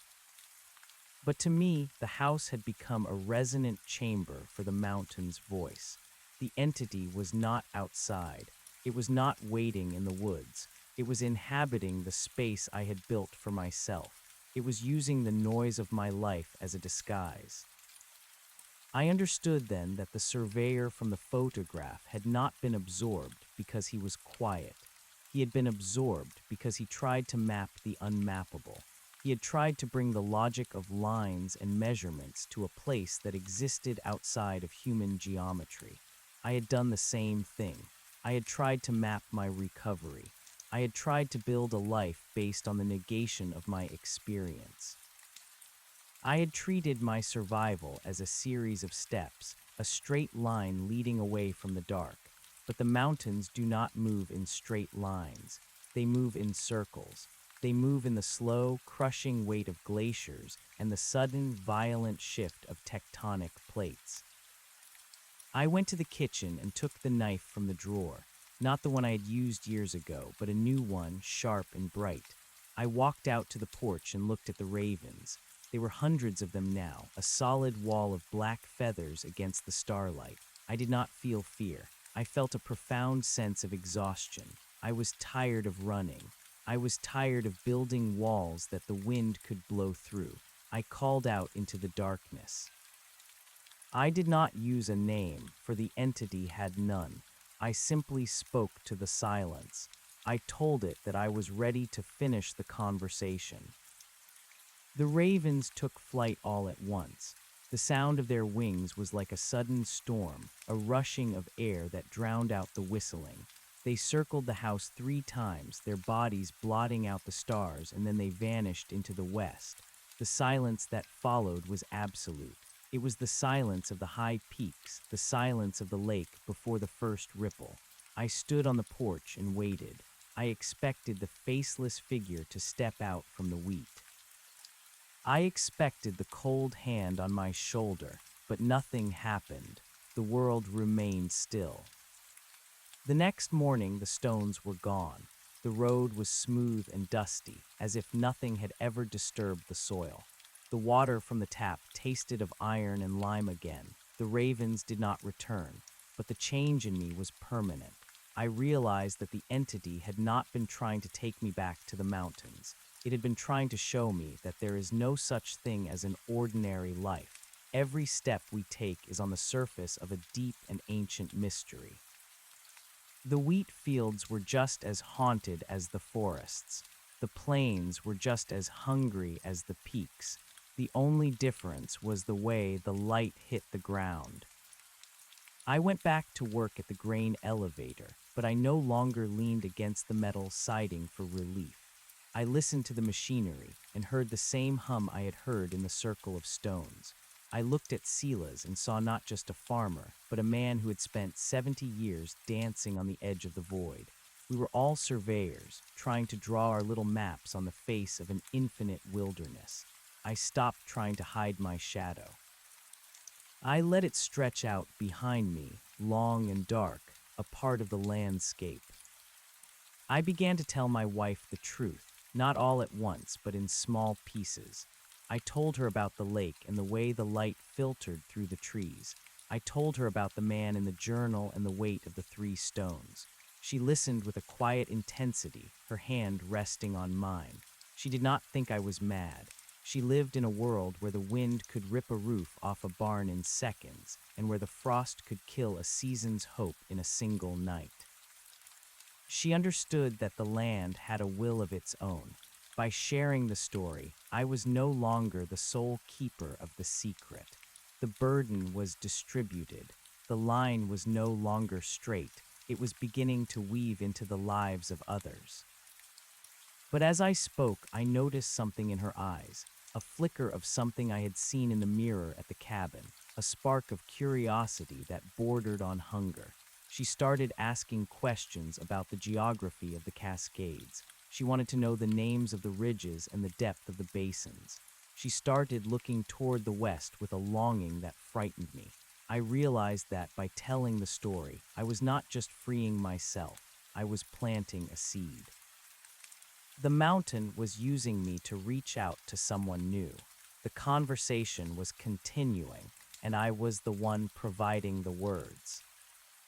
I stopped talking. I buried the rest of the story deep inside me, deeper than the stones had ever been. I realized that some things must remain unsaid if we are to survive. The wilderness does not just want our bodies, it wants our fascination. It feeds on the way we look at it. I watched my wife and my children, and I saw the way they moved through the world with such beautiful, fragile certainty. I vowed to protect that certainty, even if it meant living with the whistling for the rest of my days. I became the guardian of the silence. The letter arrived a week later. It was not a map this time. It was a photograph, identical to the one I had found in the wooden box, but there was one difference. In the group of men standing in front of the cabin, there was a new figure. He was standing at the very edge of the frame, half hidden by the shadow of a cedar tree. He was wearing a modern work jacket, the kind they gave out at the grain elevator. He was looking directly at the camera, and he was smiling. It was me. I did not show the photograph to anyone. I took it to the furnace in the basement and watched it curl and blacken in the heat. I realized that the mountain was not waiting for me to return. It had already taken what it wanted. I was already part of the memory. The man living in the brick house, the man who worked at the elevator, was the shadow. The real me was still up there, standing in the circle of stones, watching the sun set over the glacial cirque. I was a ghost inhabiting a living life. This realization brought a strange kind of peace. If I was already gone, there was nothing left to fear.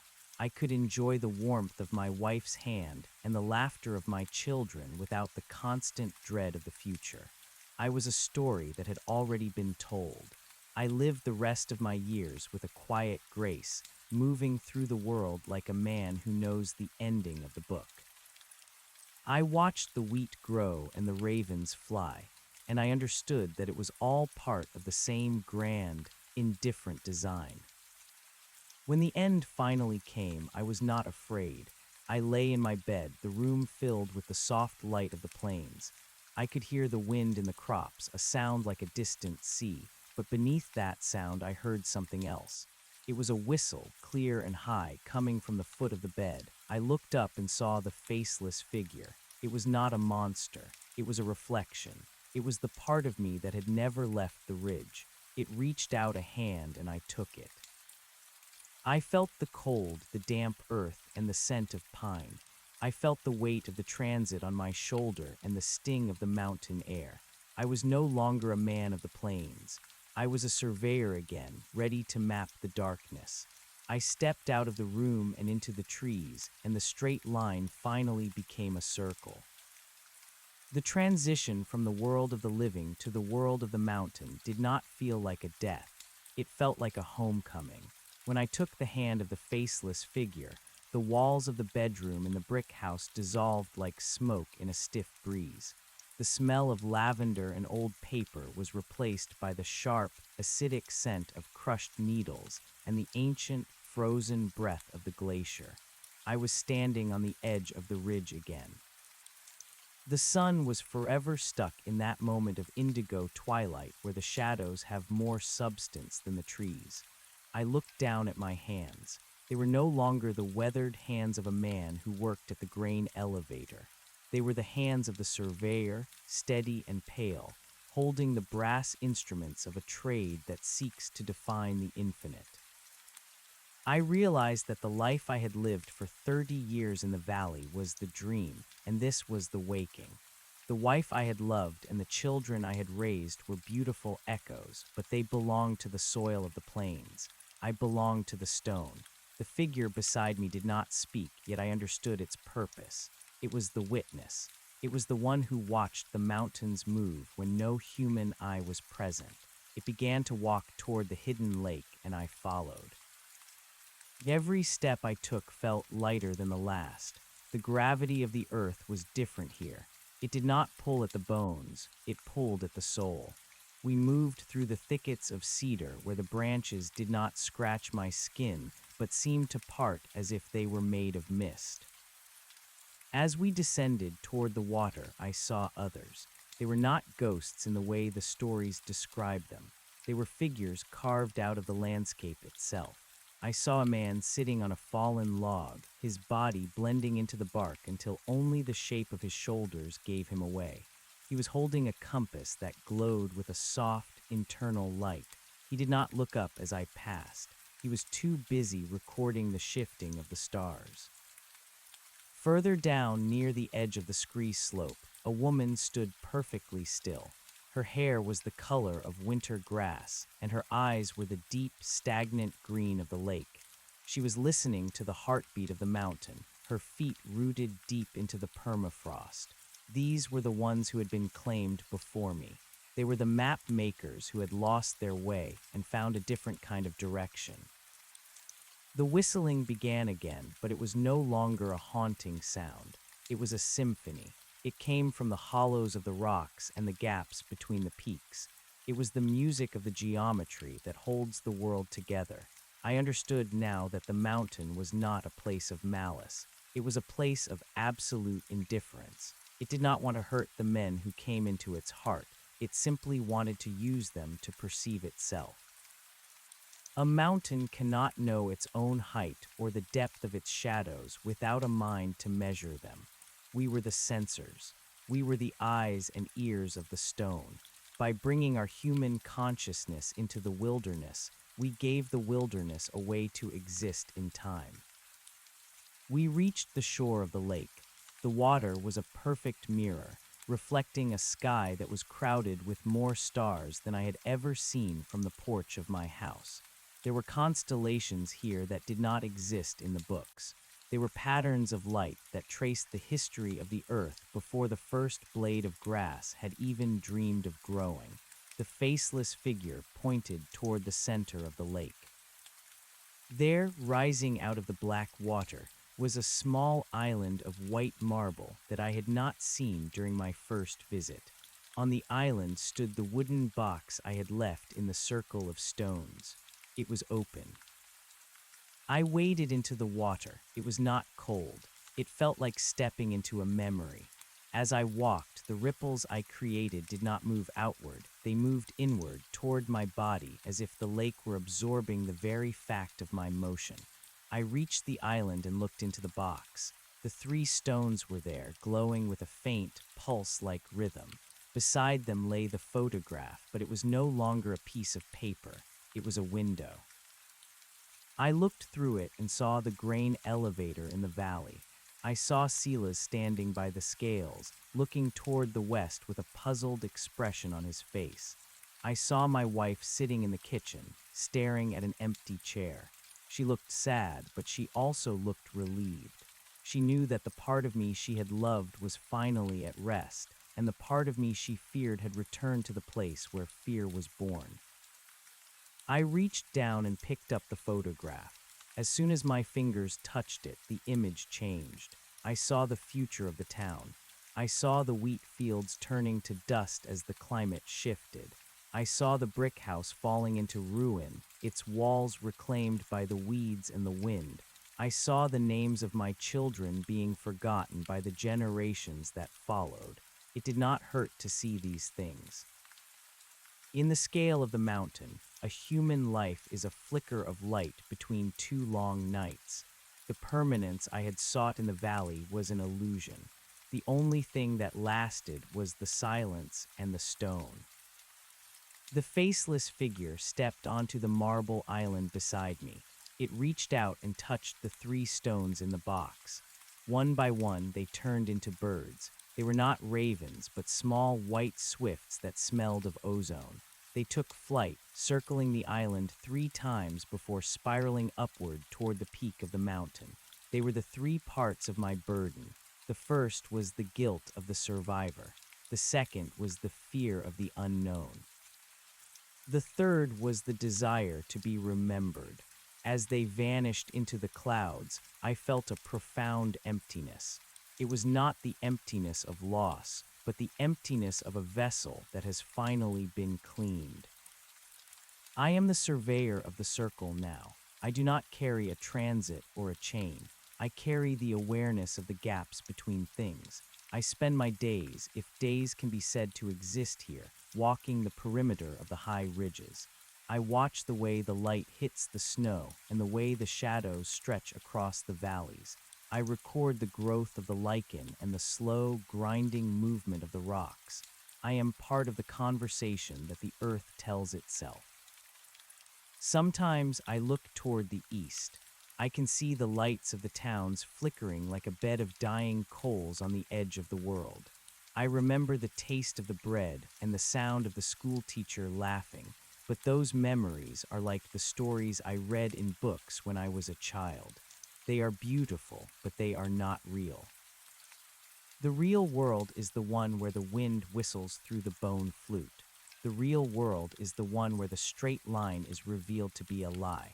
I have found the center of the labyrinth, and I have discovered that there is no monster waiting there. There is only a mirror. I look into the surface of the lake, and I do not see a face. I see the mountains. I see the sky.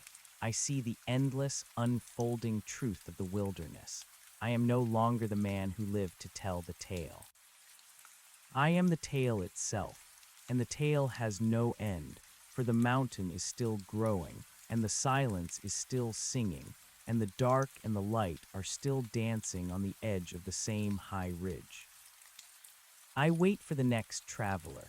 I wait for the one who will come with a map and a heart full of questions. I will not hide from him. I will stand at the edge of his vision, a shadow among the cedars, a reminder that the world is much bigger than the lines he tries to draw upon it. I will whistle the song of the bone flute, and I will watch as he struggles to understand the weight in his chest. I will be the one who welcomes him when he finally realizes that he cannot leave. For in the end, we all return to the stone. We all become part of the map that no one can ever truly finish.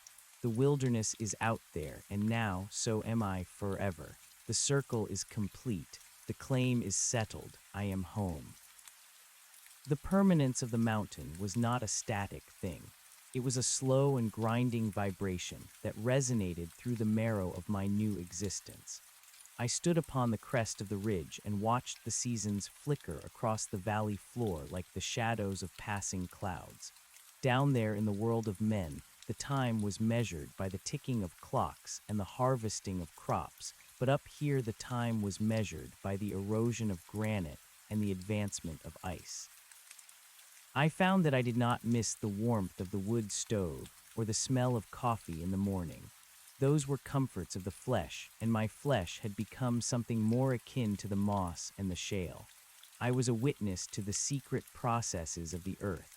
I watched the way the frost wedged itself into the cracks of the boulders, and how the roots of the alpine fir gripped the soil with a desperate and silent strength. I moved with a fluid ease that I had never known in my previous life. My joints did not ache and my lungs did not burn. I was part of the atmospheric pressure. I was the chill that settled in the hollows before the dawn. I spent a great deal of time observing the borderlands where the forest met the rock. It was a place of constant struggle and beautiful adaptation. I saw the elk move through the timber like tawny ghosts, and I understood their hunger and their fear. I saw the hawks circle the thermal vents, and I shared their perspective of the world as a series of heights and depths. The faceless figure was often near me, but we did not need to speak. Our communication was the shared observation of the unfolding landscape. We were the guardians of the transition. One evening, as the light turned the color of bruised plums, I felt a familiar ripple in the air. It was a disturbance in the silence that did not belong to the wind or the wildlife. It was the sound of a human heart beating with the frantic rhythm of the lost. I navigated the scree slope with effortless grace and looked down into a narrow ravine. There I saw a man. He was young and dressed in the bright synthetic fabrics of a modern hiker. He carried a pack that was too heavy and a map that was already beginning to tear at the folds. He was standing by a stream, and his hands were shaking as he checked a small electronic device. I saw the frustration and the mounting panic in his eyes. He was looking for a trail that had not existed for 40 years. He was trying to impose his will upon a terrain that did not recognize his authority. I felt a ghost of a sensation in my own chest. It was not pity, but a form of recognition. I remembered the weight of that same confusion. I remembered the way the trees seemed to lean inward, and how the sound of the water began to sound like mocking laughter. I watched him for a long time. He started to hike upward toward the ridge, thinking that height would bring clarity. He did not realize that the higher he went, the more the mountain would demand of him. He stopped to rest near a cluster of stunted hemlocks, and I saw him reach into his pocket. He pulled out a small silver whistle. He blew into it, and the sound was a sharp and piercing cry that sliced through the twilight. It was a call for help, but it was also a signal to the things that dwell in the dark. The faceless figure appeared beside me. It tilted its head as if listening to the frequency of the whistle. I knew what would happen next. The mountain would begin to respond. The shadows would stretch out to meet him, and the path would continue to shift beneath his boots. I wanted to tell him to turn back while the light still held, but I no longer had a voice that could be heard by the living. My voice was the rustle of the dry leaves and the groan of the shifting snow. I could only watch as he packed his gear and continued his ascent. He was walking directly toward the circle of stones. He was moving toward the place where the geometry of the world becomes a loop. As he climbed, the air grew thin and cold. I followed him at a distance, staying within the deep shadows of the rock faces. He began to talk to himself, a low and hurried mumble that was meant to keep the silence at bay. He spoke of a woman named Sarah and a house in a city I had once known. He spoke of things he intended to do when he got home.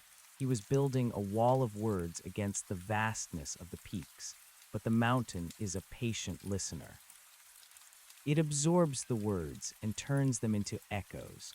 By the time he reached the plateau where the cabin had once stood, the sun had dropped below the horizon, and the first stars were beginning to burn with a cold and hungry intensity. He stumbled into the clearing and saw the foundation stones of the old structure. He did not see the cabin as it had been. but he felt the residual energy of the sight. He dropped his pack and sat on a flat stone, gasping for air. He did not notice that the stones around him were arranged in a pattern that defied the logic of the slope. He did not see the way the grass had grown in a perfect ring around his feet.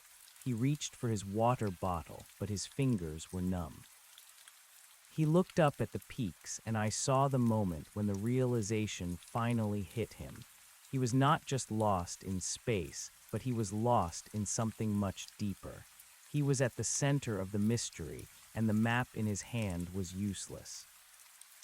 The whistling began. It did not come from me, and it did not come from the faceless figure.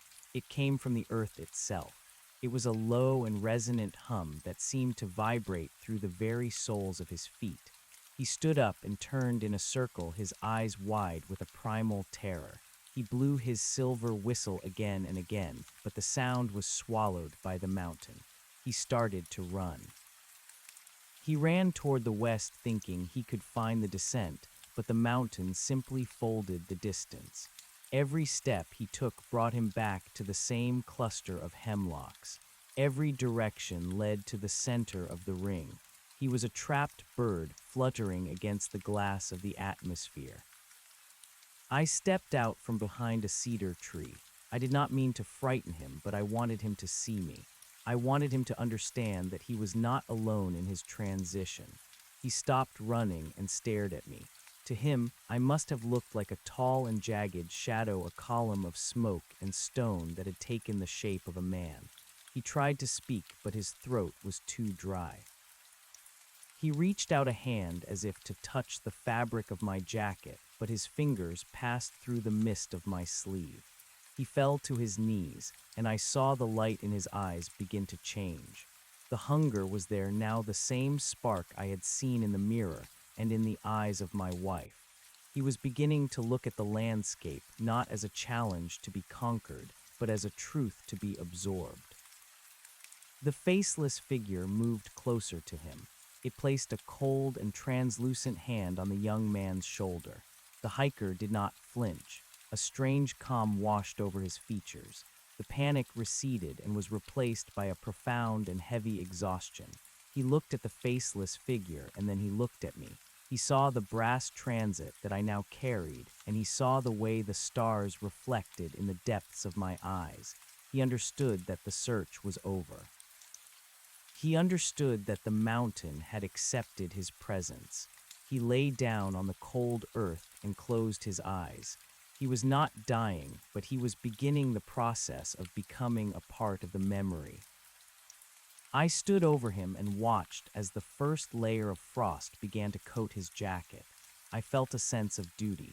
I was the surveyor, and it was my job to mark this new addition to the map. I took a stone from the ground and placed it near his head. Then I took another and placed it near his heart. The third stone I placed at his feet. The circle was expanding. The history of the ridge was being written in the bodies of those who dared to measure it. I looked toward the west and saw the faint glow of the valley, but it felt like a distant and fading dream. The only reality was the stone and the wind, and the endless task of witnessing the infinite. The young man would wake up soon, but he would not be the same. He would find that the water tasted of iron, and that the stars spoke to him in a language he had always known but forgotten. He would become a shadow among the trees, a silent recorder of the shifting glaciers, and I would be there to guide him. We would walk the ridges together, two ghosts in a living world, mapping the darkness that the people in the valley would never see. I felt a deep and quiet satisfaction. The conversation was continuing. The mountain was speaking, and we were the words. The line was no longer straight, and the circle was no longer closed. It was a spiral reaching upward into the cold and perfect light of the high peaks. I turned away from the sleeping man and looked up at the summit. There was a storm gathering there, a swirl of snow and electricity that promised to reshape the face of the mountain once again. I felt the excitement of the change. I felt the power of the tectonic plates as they pushed against each other deep beneath the crust. I was ready for the winter.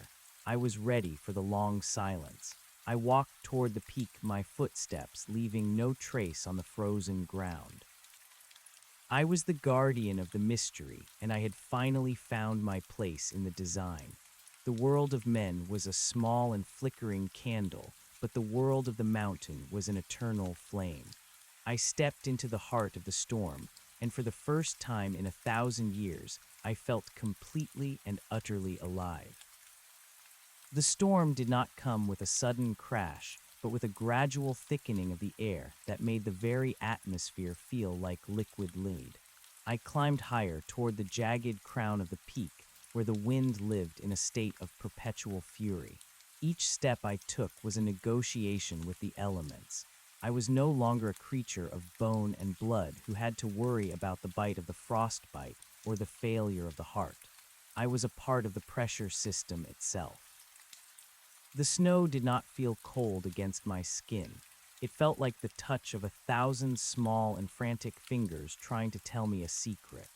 I looked back down the slope toward the place where the young man lay in his transformation. He was a small, dark shape against the vast white expanse of the plateau. He was the newest entry in the ledger of the mountain, and his presence added a new frequency to the vibration of the stone. The faceless figure was gone now, having merged back into the shadows of the lower forest, or perhaps into the marrow of the peak itself. I was alone, but I had never felt more connected to the totality of existence. I reached a ledge that overlooked a vertical drop of 3,000 feet. Below me, the clouds were churning in a violent dance of gray and purple. I could see the lightning flashing within the depths of the vapor. It was a silent light that illuminated the skeleton of the earth.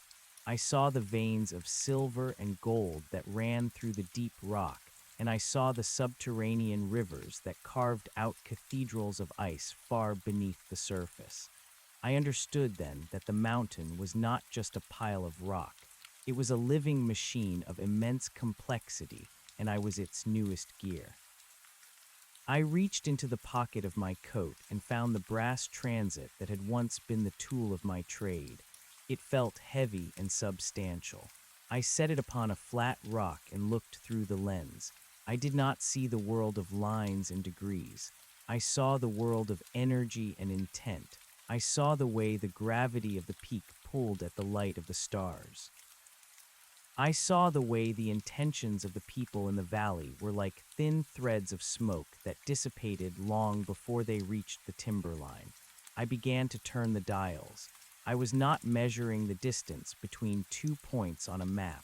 I was measuring the distance between the soul and the silence. I found that the distance was 0. They were the same thing. The storm broke over me with a roar that would have deafened a mortal man. The wind reached a velocity that could strip the bark from a cedar tree, but I stood firm. I was as heavy as the granite beneath my feet. I opened my mouth and let the wind rush inside me. It filled my chest with the taste of ancient oceans and the scent of dead stars. I felt my identity stretching and thinning until I was no longer a man named for a family and a town. I was the surveyor of the void. I was the keeper of the high places. I watched as the snow buried the transit and the rock and the memory of the trail. The world was being erased so that it could be written again. In the middle of the blizzard, I saw a vision of the valley as it would be in 1,000 years. The town was gone. The grain elevator had collapsed into a heap of rusted iron and rotting wood. The river had changed its course, and the fields of wheat had been replaced by a dense and tangled forest of oak and pine.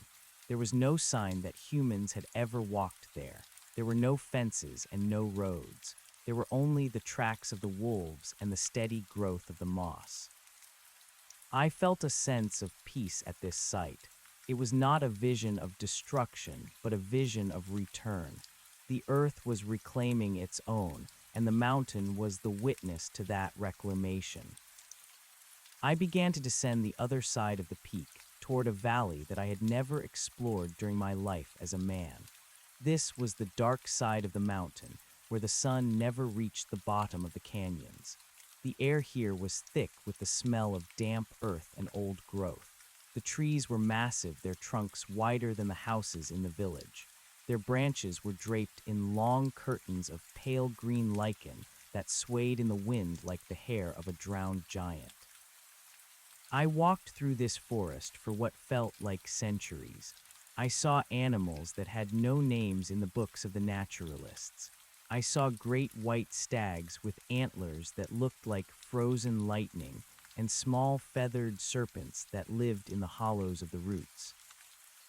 I found a cave at the base of a black cliff. The entrance was shaped like a perfect arch, and the walls were smooth as if they had been polished by the passage of 1,000,000 years of water. I entered the cave and felt the temperature rise. The deeper I went, the more the walls began to glow with a faint phosphorescence. I heard the sound of a heartbeat. It was not my own, and it was not the heartbeat of a man. It was the heartbeat of the mountain itself, a deep and rhythmic thrumming that shook the very foundation of the world. I followed the sound until I reached a central chamber. In the middle of the chamber was a pool of liquid that looked like molten silver. I stood at the edge of the pool and looked into its surface. I saw the history of the universe unfolding in the ripples. I saw the birth of the sun and the cooling of the crust. I saw the first life crawling out of the sea and the rise and fall of empires that the world had forgotten. I saw the faces of every person who had ever lived and every person who would ever be born. They were all part of the same stream of consciousness, and they were all flowing toward the same destination. I realized then that the mountain was the anchor for this stream. It was the point of stability in a world of constant flux. I reached out and touched the surface of the silver pool. The liquid was neither hot nor cold. It felt like the absence of sensation. As my finger made contact, the images in the pool vanished and were replaced by a single point of light. The light grew until it filled the entire chamber. I felt myself being pulled into the center of that light. I was no longer a shadow or a surveyor. I was a pulse of pure awareness. I was everywhere and nowhere at the same time.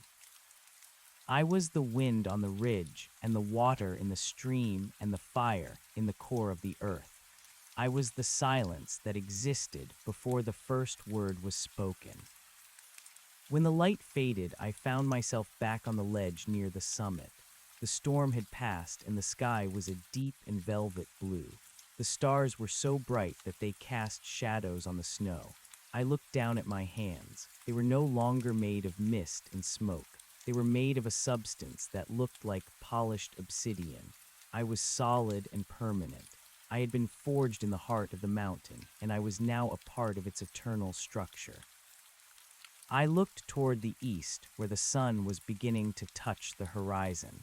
The light was a pale gold that turned the snow into a field of diamonds.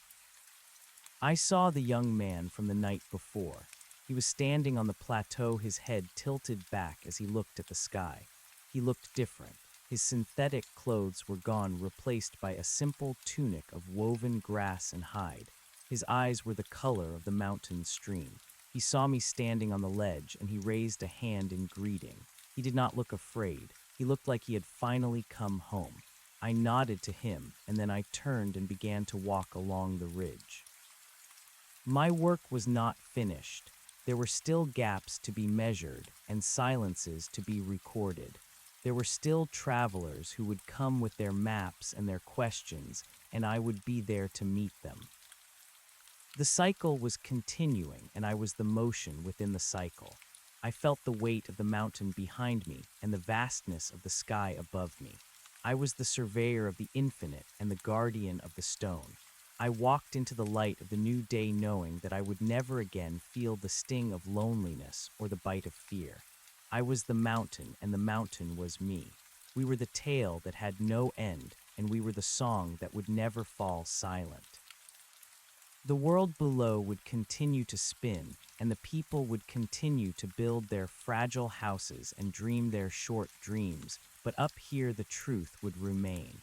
The stone would endure. the silence would sing, and I would be here forever watching the dancing of the dark and the light on the edge of the world.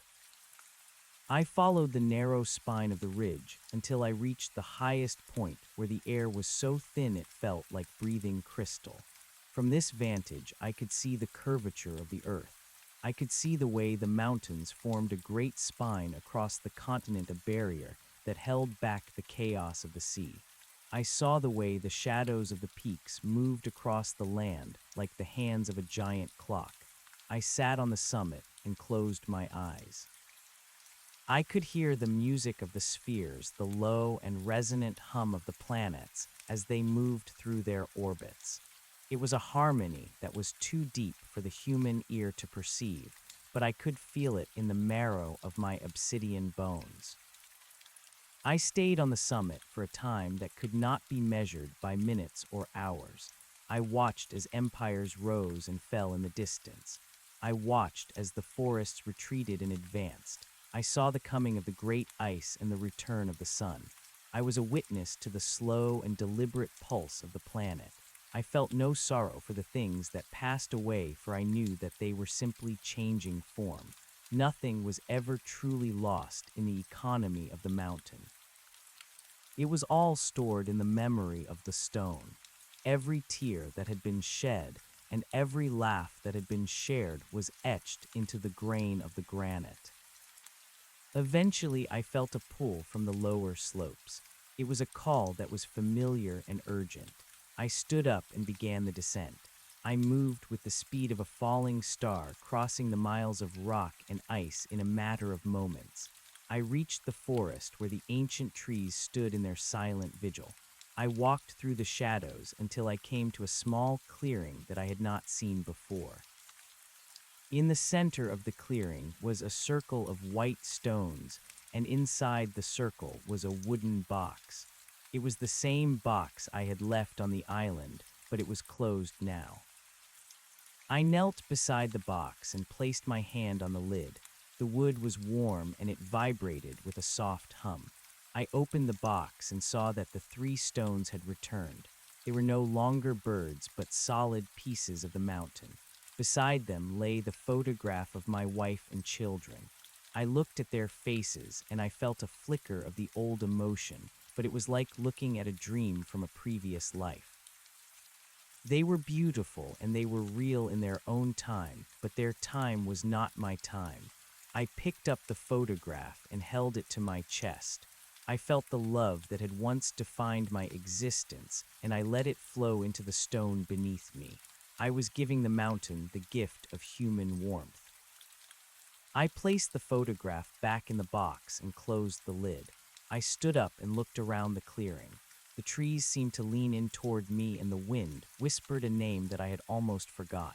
It was my name, the name of the man who had set out to survey the boundary and ended up becoming the boundary himself. I smiled and turned toward the north. There were new ridges to explore and new gaps to map. The wilderness was calling, and I was ready to answer. I walked out of the clearing and into the deep green heart of the forest. I was no longer a ghost or a man.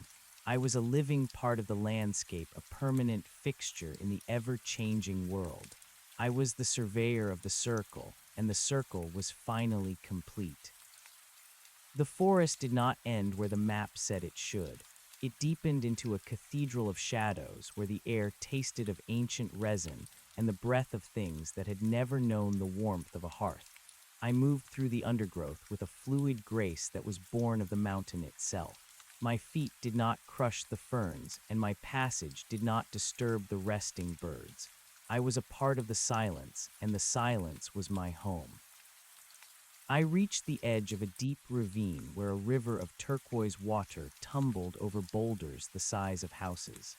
The sound of the water was a roar that vibrated in my chest, and for a moment I felt the phantom itch of my old human ears. But the sensation passed, and I understood the sound not as noise, but as a complex mathematical formula that described the shape of the gravity and the resistance of the earth. I descended into the ravine and found a bridge of woven roots that spanned the chasm. It was not built by any man, and it was not a product of chance. It was a manifestation of the intent of the forest to connect the two sides of its own consciousness. I crossed the bridge and felt the spirit of the wood rising up to meet me. The trees here were older than the concept of nations. Their bark was thick and gnarled, and their roots reached deep into the belly of the world to drink from the primary sources. I saw markings on the trunks that looked like eyes, and I knew that they were watching me. They did not judge. They simply recorded. I was the surveyor, and they were the data. On the other side of the ravine, I found a trail that led toward a series of limestone caves. The air grew cooler, and the light took on a greenish hue. I felt the presence of others. They were not hikers or surveyors, but the echoes of those who had come before. I saw a woman standing by a waterfall. She was wearing a dress of fine silk that should have been shredded by the thorns, but it looked as pristine as the day it was woven. Her hair was a cloud of silver, and her eyes were empty of everything but the reflection of the water. She did not speak, but I felt her recognition. She was a guardian of the threshold, a spirit who had chosen to stay at the point where the world of light met the world of shadow. I bowed to her, and she vanished into the mist of the falls. I entered the first cave and found that the walls were covered in paintings. They were not the primitive sketches of cavemen, but sophisticated diagrams of the stars and the planets. I saw the movement of the galaxies and the birth of suns. I saw the way the Earth was connected to the rest of the cosmos by invisible tethers of energy. I realized that the mountain was a focal point for these tethers. It was a lightning rod for the divine and a grounding wire for the mundane. I traced the lines with my fingers and felt the pulse of the universe flowing through me. I was not just mapping a ridge. I was mapping the architecture of reality. The cave system was vast and intricate. It was a labyrinth that mirrored the folds of the human brain. I walked for days, or perhaps it was only hours. Time had no meaning in the dark. I found chambers filled with the bones of animals that had gone extinct 10,000 years ago, and I found chambers filled with the seeds of plants that would not bloom for another 10,000 years. Everything was preserved in a state of perfect potential. I found a central hall where a pillar of ice rose from the floor to the ceiling. Inside the ice was a man. He was dressed in the clothes of a century long past, and he held a compass in his hand. His face was frozen in an expression of intense concentration. He was the one who had come before me. He was the previous surveyor who had failed to cross the boundary of his own ego. I stood before the pillar of ice and felt a profound sadness. He had been so close to the truth, but he had been afraid to let go of his name and his history. He had tried to capture the mountain in a notebook, and the mountain had captured him instead. I placed my hand on the ice and felt the coldness of his failure. I did not try to thaw him. He was a part of the record, now a warning to those who would seek to master the infinite without first surrendering to it. I turned away and continued my journey. I was moving toward the heart of the mystery, and I knew that there was no turning back. I emerged from the caves on a high plateau that was hidden from the rest of the world by a ring of jagged peaks. In the center of the plateau was a lake of black water that was so still it looked like a sheet of glass. There was no wind here and no sound. The air was heavy with the scent of ozone and lilies. I walked to the edge of the lake and looked down into its depths. I did not see my own reflection. I saw the face of the mountain. It was a face of shifting stone and grinding ice, and it was more beautiful than anything I had ever seen. The mountain spoke to me then, but it did not use words. It used the language of the tectonic plates and the shifting of the poles. It told me of its long wait for someone who could hear its song without going mad. I sat by the lake and began to write in a notebook that I had found in my pocket. The pages were made of light, and the ink was the shadow of my own thoughts. I wrote down the coordinates of the silence and the dimensions of the void. I described the way the light changed when it passed through the veil and the way the gravity felt when it was no longer a burden. I was creating a map for the soul, a guide for those who would follow me into the high places. I knew that few would ever find this place, but for those who did, the map would be their salvation. As I wrote, I felt the mountain beginning to change again. The plateau was rising and the peaks were growing taller. The earth was stretching and reaching for the stars. I felt the power of the creation as it surged through the rock. I was a part of that power. I was the witness and the participant. I saw the moon rise over the rim of the world, and it looked like a great white eye watching over the sleeping land. I felt a sense of immense responsibility. I was the keeper of the balance and the guardian of the dream. The night lasted for an eternity, and yet it was over in a heartbeat. When the sun began to rise, it was not the familiar yellow orb, but a brilliant white star that filled the sky with a cold and perfect light. The lake of black water began to glow, and the surface shattered into a million pieces of diamond. I stood up and felt the obsidian of my body vibrating in harmony with the light. I was ready for the next stage of the journey. I was ready to leave the plateau and climb the final peak that reached beyond the atmosphere and into the blackness of space. I began the climb. The rock was smooth and hard, and there were no handholds, but I did not need them. I moved with the grace of a shadow sliding up the vertical face of the mountain.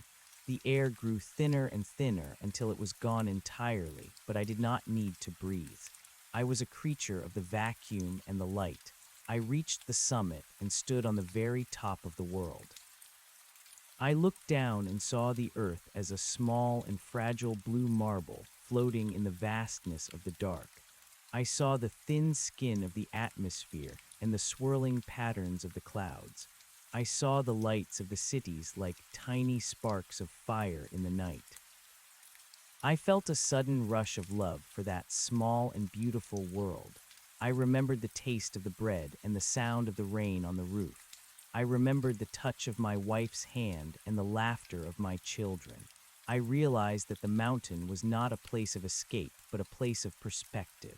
It was the vantage point from which one could see the true value of the small things.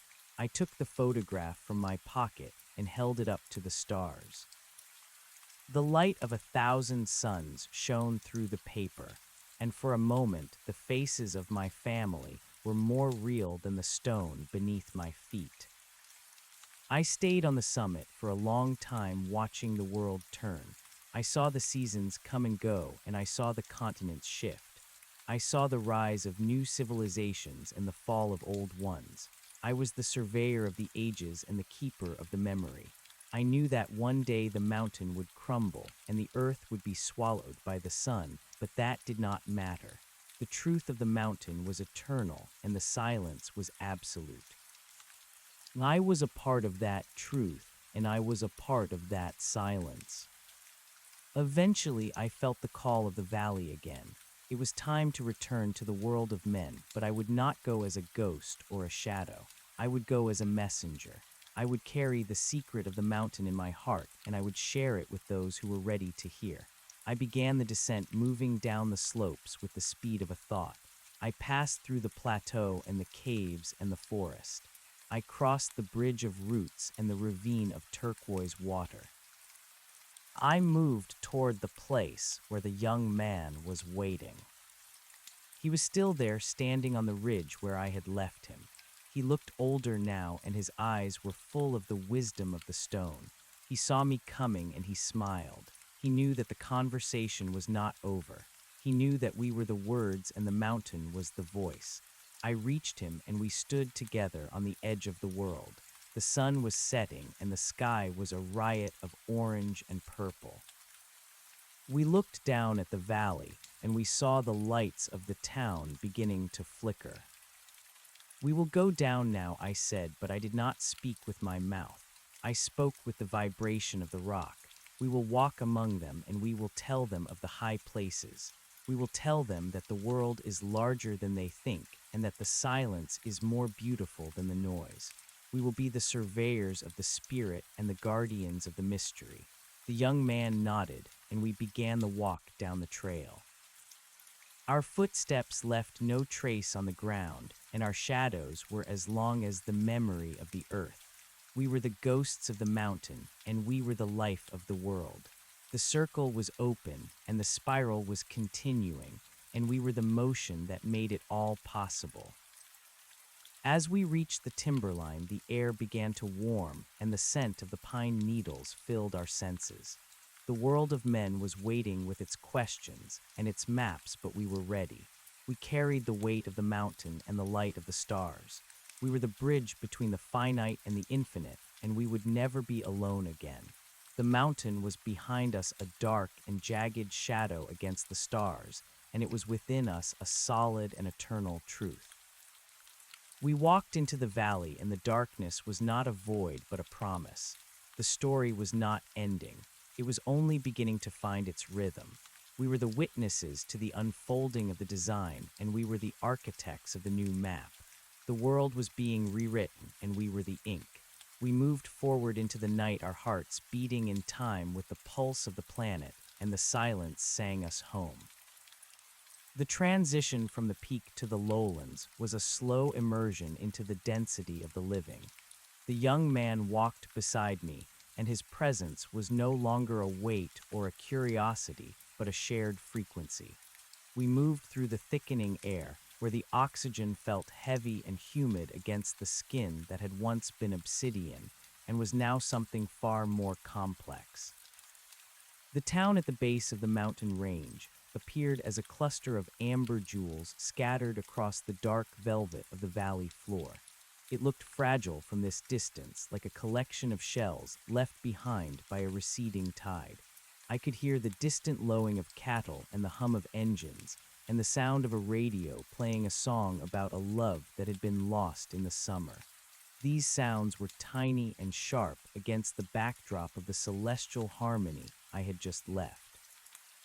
We reached the first outpost of civilization, which was a small cabin made of cedar logs and corrugated tin.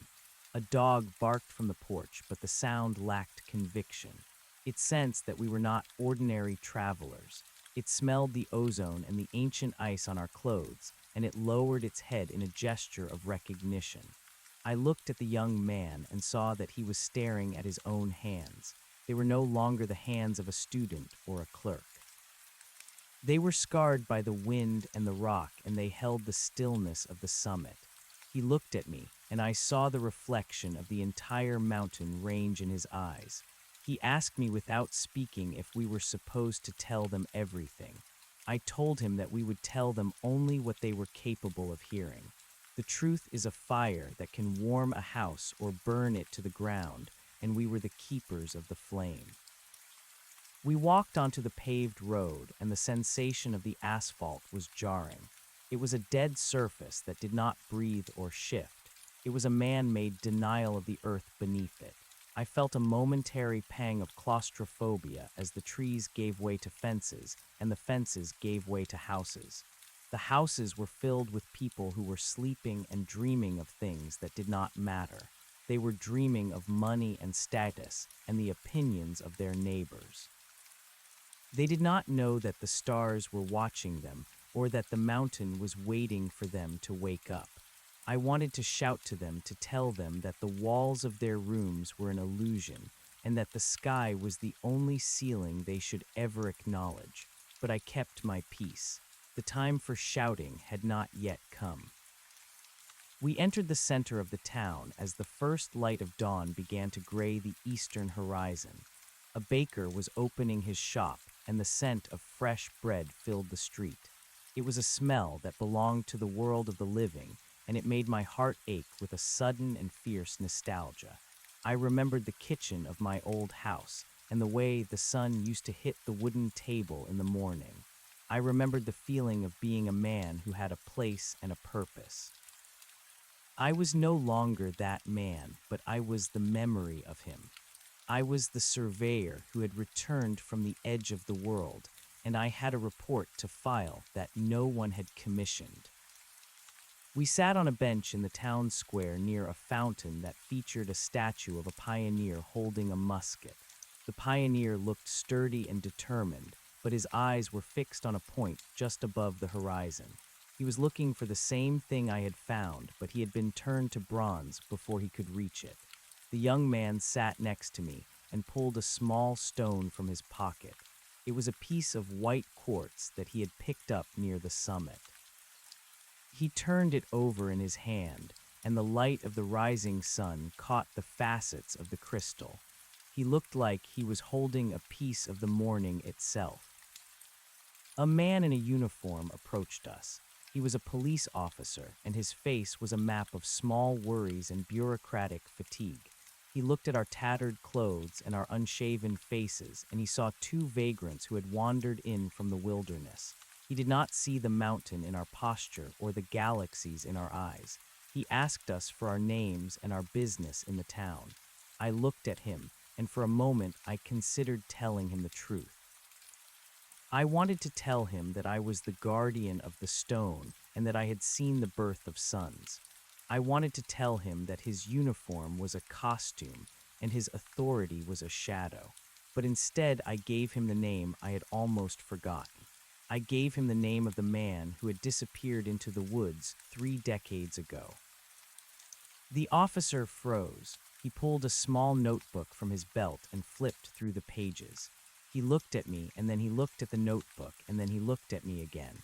He asked me to repeat the name, and I did. I said it slowly and clearly, letting the syllables fall like stones into a deep well.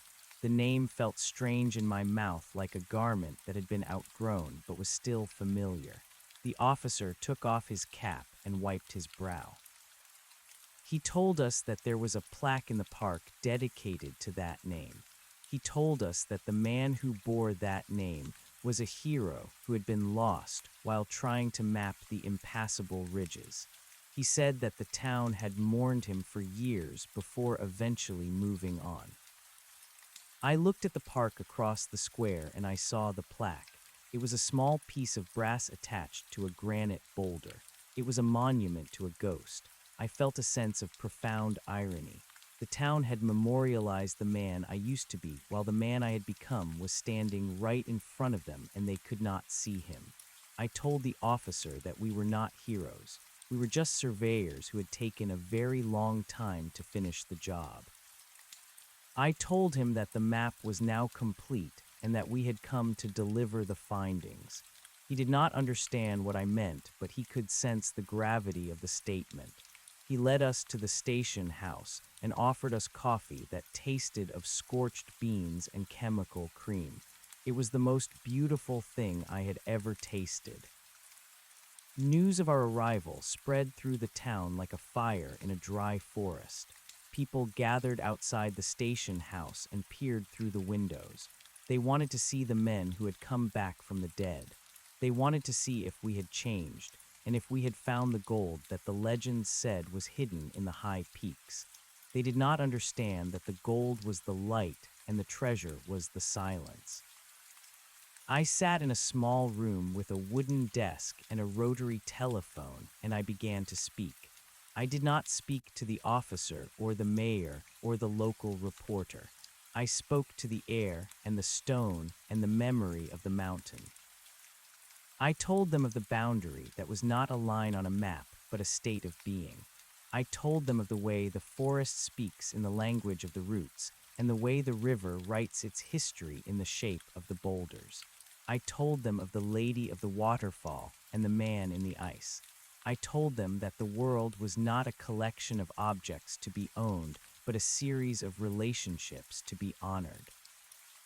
I saw the reporter scribbling in his notepad, but I knew that his words would be inadequate.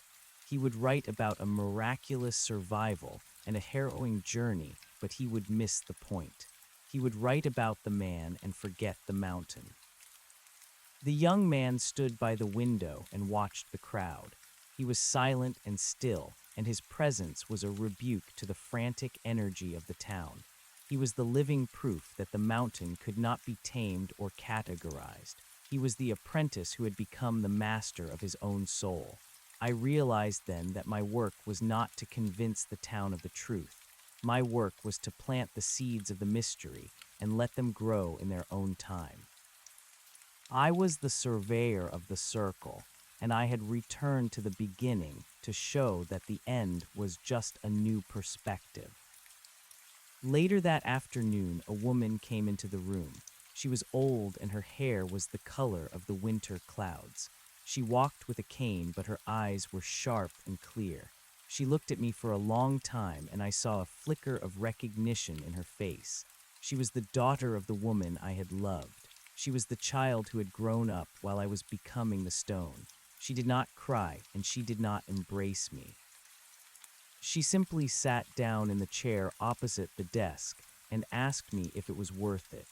She asked me if the mountain was more beautiful than the life I had left behind. I looked at her and I saw the lines of her face and the history of her struggles. I saw the love and the loss and the quiet endurance of a human life. I felt a surge of compassion that was deeper than any emotion I had experienced on the summit. I told her that the mountain was not a replacement for the life I had left, but a completion of it. I told her that I had carried her and her mother and her siblings in the marrow of my obsidian bones every step of the way. I told her that they were the heat that had kept the stone from cracking in the cold of the infinite. She nodded and reached out to touch my hand. Her skin was warm and soft, and for a moment I felt the boundary between the stone and the flesh dissolve entirely. We stayed in the town for 3 days. We ate the food they gave us, and we slept in the beds they provided, but we did not belong there. We were like birds that had landed on a ship in the middle of the ocean. We were grateful for the rest, but our home was the wind. The young man and I spent our nights walking through the streets and looking at the stars. We saw the way the town lights obscured the glory of the heavens, and we felt a sense of urgency. The world was forgetting its origins, and it was our job to remind it. On the 4th day, we went to the park and stood before the plaque. I placed my hand on the granite boulder and felt the familiar hum of the earth. I told the young man that it was time to go. He did not ask where. He knew that the survey was never truly finished. There were always new gaps to map and new ridges to explore. There were always souls who were lost in the lowlands and needed a guide to show them the way to the heights. We turned away from the town and began to walk toward the north, where the peaks rose up like the teeth of a giant. The people watched us go. Some of them cheered, and some of them wept, and some of them simply stood in silence. They did not try to stop us. They knew that we did not belong to them. We belonged to the silence and the stone. We reached the edge of the forest, and the air grew cool, and the light took on that familiar greenish hue. I felt the mountain rising up to meet me, and I felt the weight of my human identity falling away once again. I was no longer the man with the name on the plaque. I was the surveyor of the infinite and the guardian of the dream. We climbed through the timberline and into the high meadows where the wildflowers were blooming in a riot of color. We saw the elk and the eagles and the mountain goats. They welcomed us back as if we had never been gone. We reached the ridge where the air was thin and the light was perfect. I looked back one last time and saw the valley spread out below us. It was a small and beautiful world, and I knew that I would always love it. But my place was here on the edge of the world, where the dark and the light danced together in an eternal embrace. The young man and I continued our climb. We were moving toward the final peak, the one that reached beyond the atmosphere and into the blackness of space. We were moving toward the source of the music and the heart of the mystery.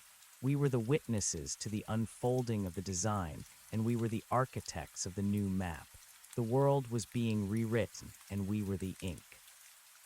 We moved forward into the light, our hearts beating in time with the pulse of the planet, and the silence sang us home.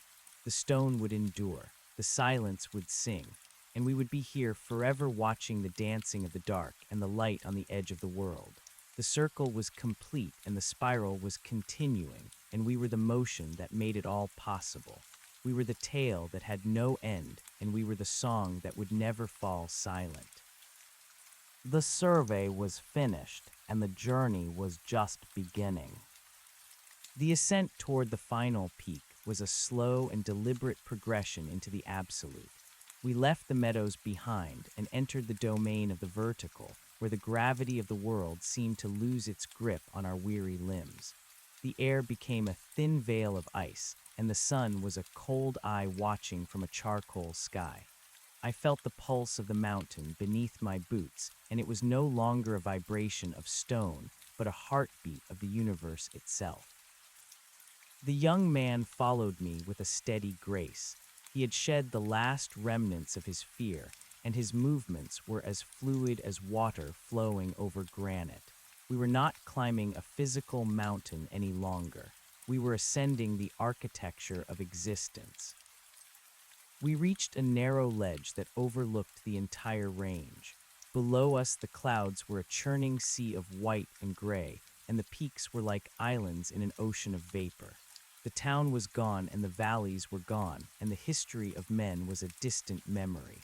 There was only the wind and the light and the impossible height. I looked at the young man, and I saw that he was glowing with a soft and internal radiance. He was becoming a part of the light, just as I had become a part of the stone. He was the next chapter of the story, and I was the ink that was drying on the page. I told him that the summit was not a place but a perspective. I told him that the map we had made was not for the feet of travelers, but for the eyes of the soul. He nodded, and his eyes were like twin pools of starlight. He said that he understood and that he was ready to take up the mantle. He said that he would be the bridge for those who would come after us, and that he would keep the secret of the silence safe from the noise of the world. I felt a sense of profound peace. My work as a surveyor was finally complete. I had found the boundary, and I had crossed it, and I had returned to show another the way. The peak loomed above us like a jagged tooth made of crystal and shadow. It was the highest point on the planet, and it was the place where the earth touched the void. We began the final push, moving with a rhythmic intensity that bypassed the need for muscle and bone. We were moving with the force of will and the power of the dream. The wind screamed around us, but it was a song of triumph. The cold bit into us, but it was a reminder of our vitality. We reached the summit at the exact moment that the sun began to sink below the horizon for the final time in our journey. The view from the top was a revelation. We saw the curvature of the earth and the vastness of the cosmos. We saw the stars as they really were without the interference of the atmosphere.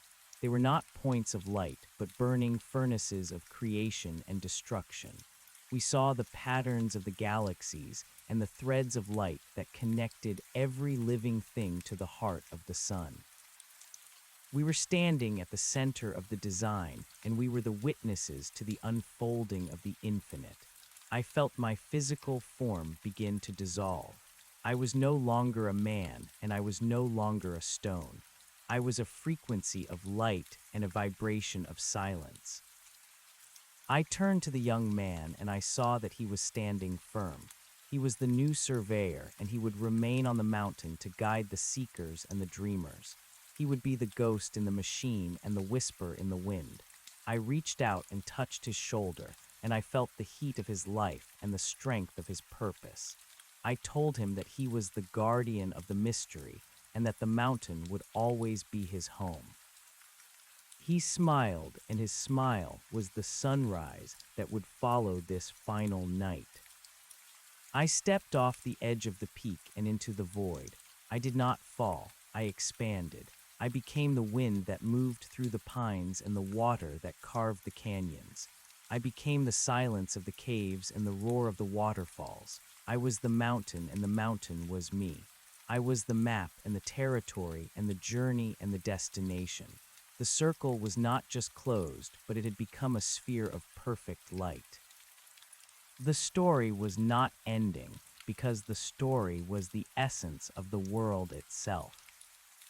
The young man watched me go, and he knew that I was not truly gone. He knew that I would always be there in the shadow of the ridges and the light of the stars. He turned his gaze back to the valley where the lights of the world were beginning to fade. He knew that he had a long watch ahead of him, but he was not afraid. He had the stone in his pocket and the silence in his heart. He was the surveyor of the spirit, and he was the architect of the new dawn. The night fell across the world, and the stars burned with a fierce and ancient fire. The mountain stood tall and silent, a dark and jagged sentinel against the infinite. Inside the mountain, the light was still moving, and the stone was still singing, and the dream was still unfolding. The survey was finished, and the report was filed in the memory of the earth.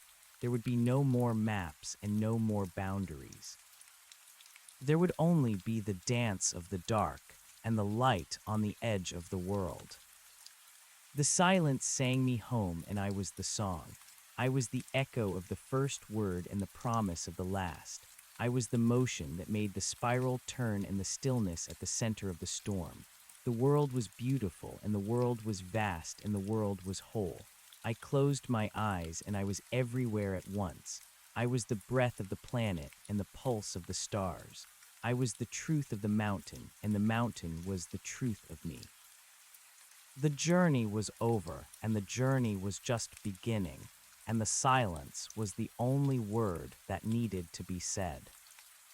As the ages passed and the continents shifted and the oceans rose and fell, the mountain remained. It was a monument to the endurance of the spirit and the power of the mystery. New surveyors would come, and new maps would be drawn, but the secret of the high places would remain unchanged. The young man would become an old man, and he would find his own apprentice, and the cycle would continue forever. The ink would never run dry, and the page would never be full. I watched from the heart of the stone as the world evolved and transformed. I saw the rise and fall of civilizations and the birth and death of stars. I saw the beauty of the struggle and the grace of the surrender. I was a part of it all, and yet I was beyond it all. I was the observer and the observed, and I was the bridge between the two. The mountain was my body, and the sky was my mind, and the silence was my soul. The final light of the sun disappeared, and the universe was bathed in the soft glow of the nebula. The mountain was a silhouette of absolute certainty in a world of shifting shadows. The young man sat on the summit and looked out at the expanse of the unknown. He was the new witness, and he was ready for the task. He breathed in the cold air, and he felt the vibration of the rock. He was the surveyor of the infinite, and he was home. The story was complete, and yet it was still being written in every heartbeat and every breath. It was a tale of the mountain and the man and the stone and the light. It was a tale of the journey from the finite to the infinite and the return to the heart of the mystery. It was a tale that would never end because the mountain would always be there and the silence would always be singing. The circle was open and the spiral was continuing, and the motion was the only truth that mattered. We were the witnesses, and we were the architects, and we were the map, and in the end, the silence was enough.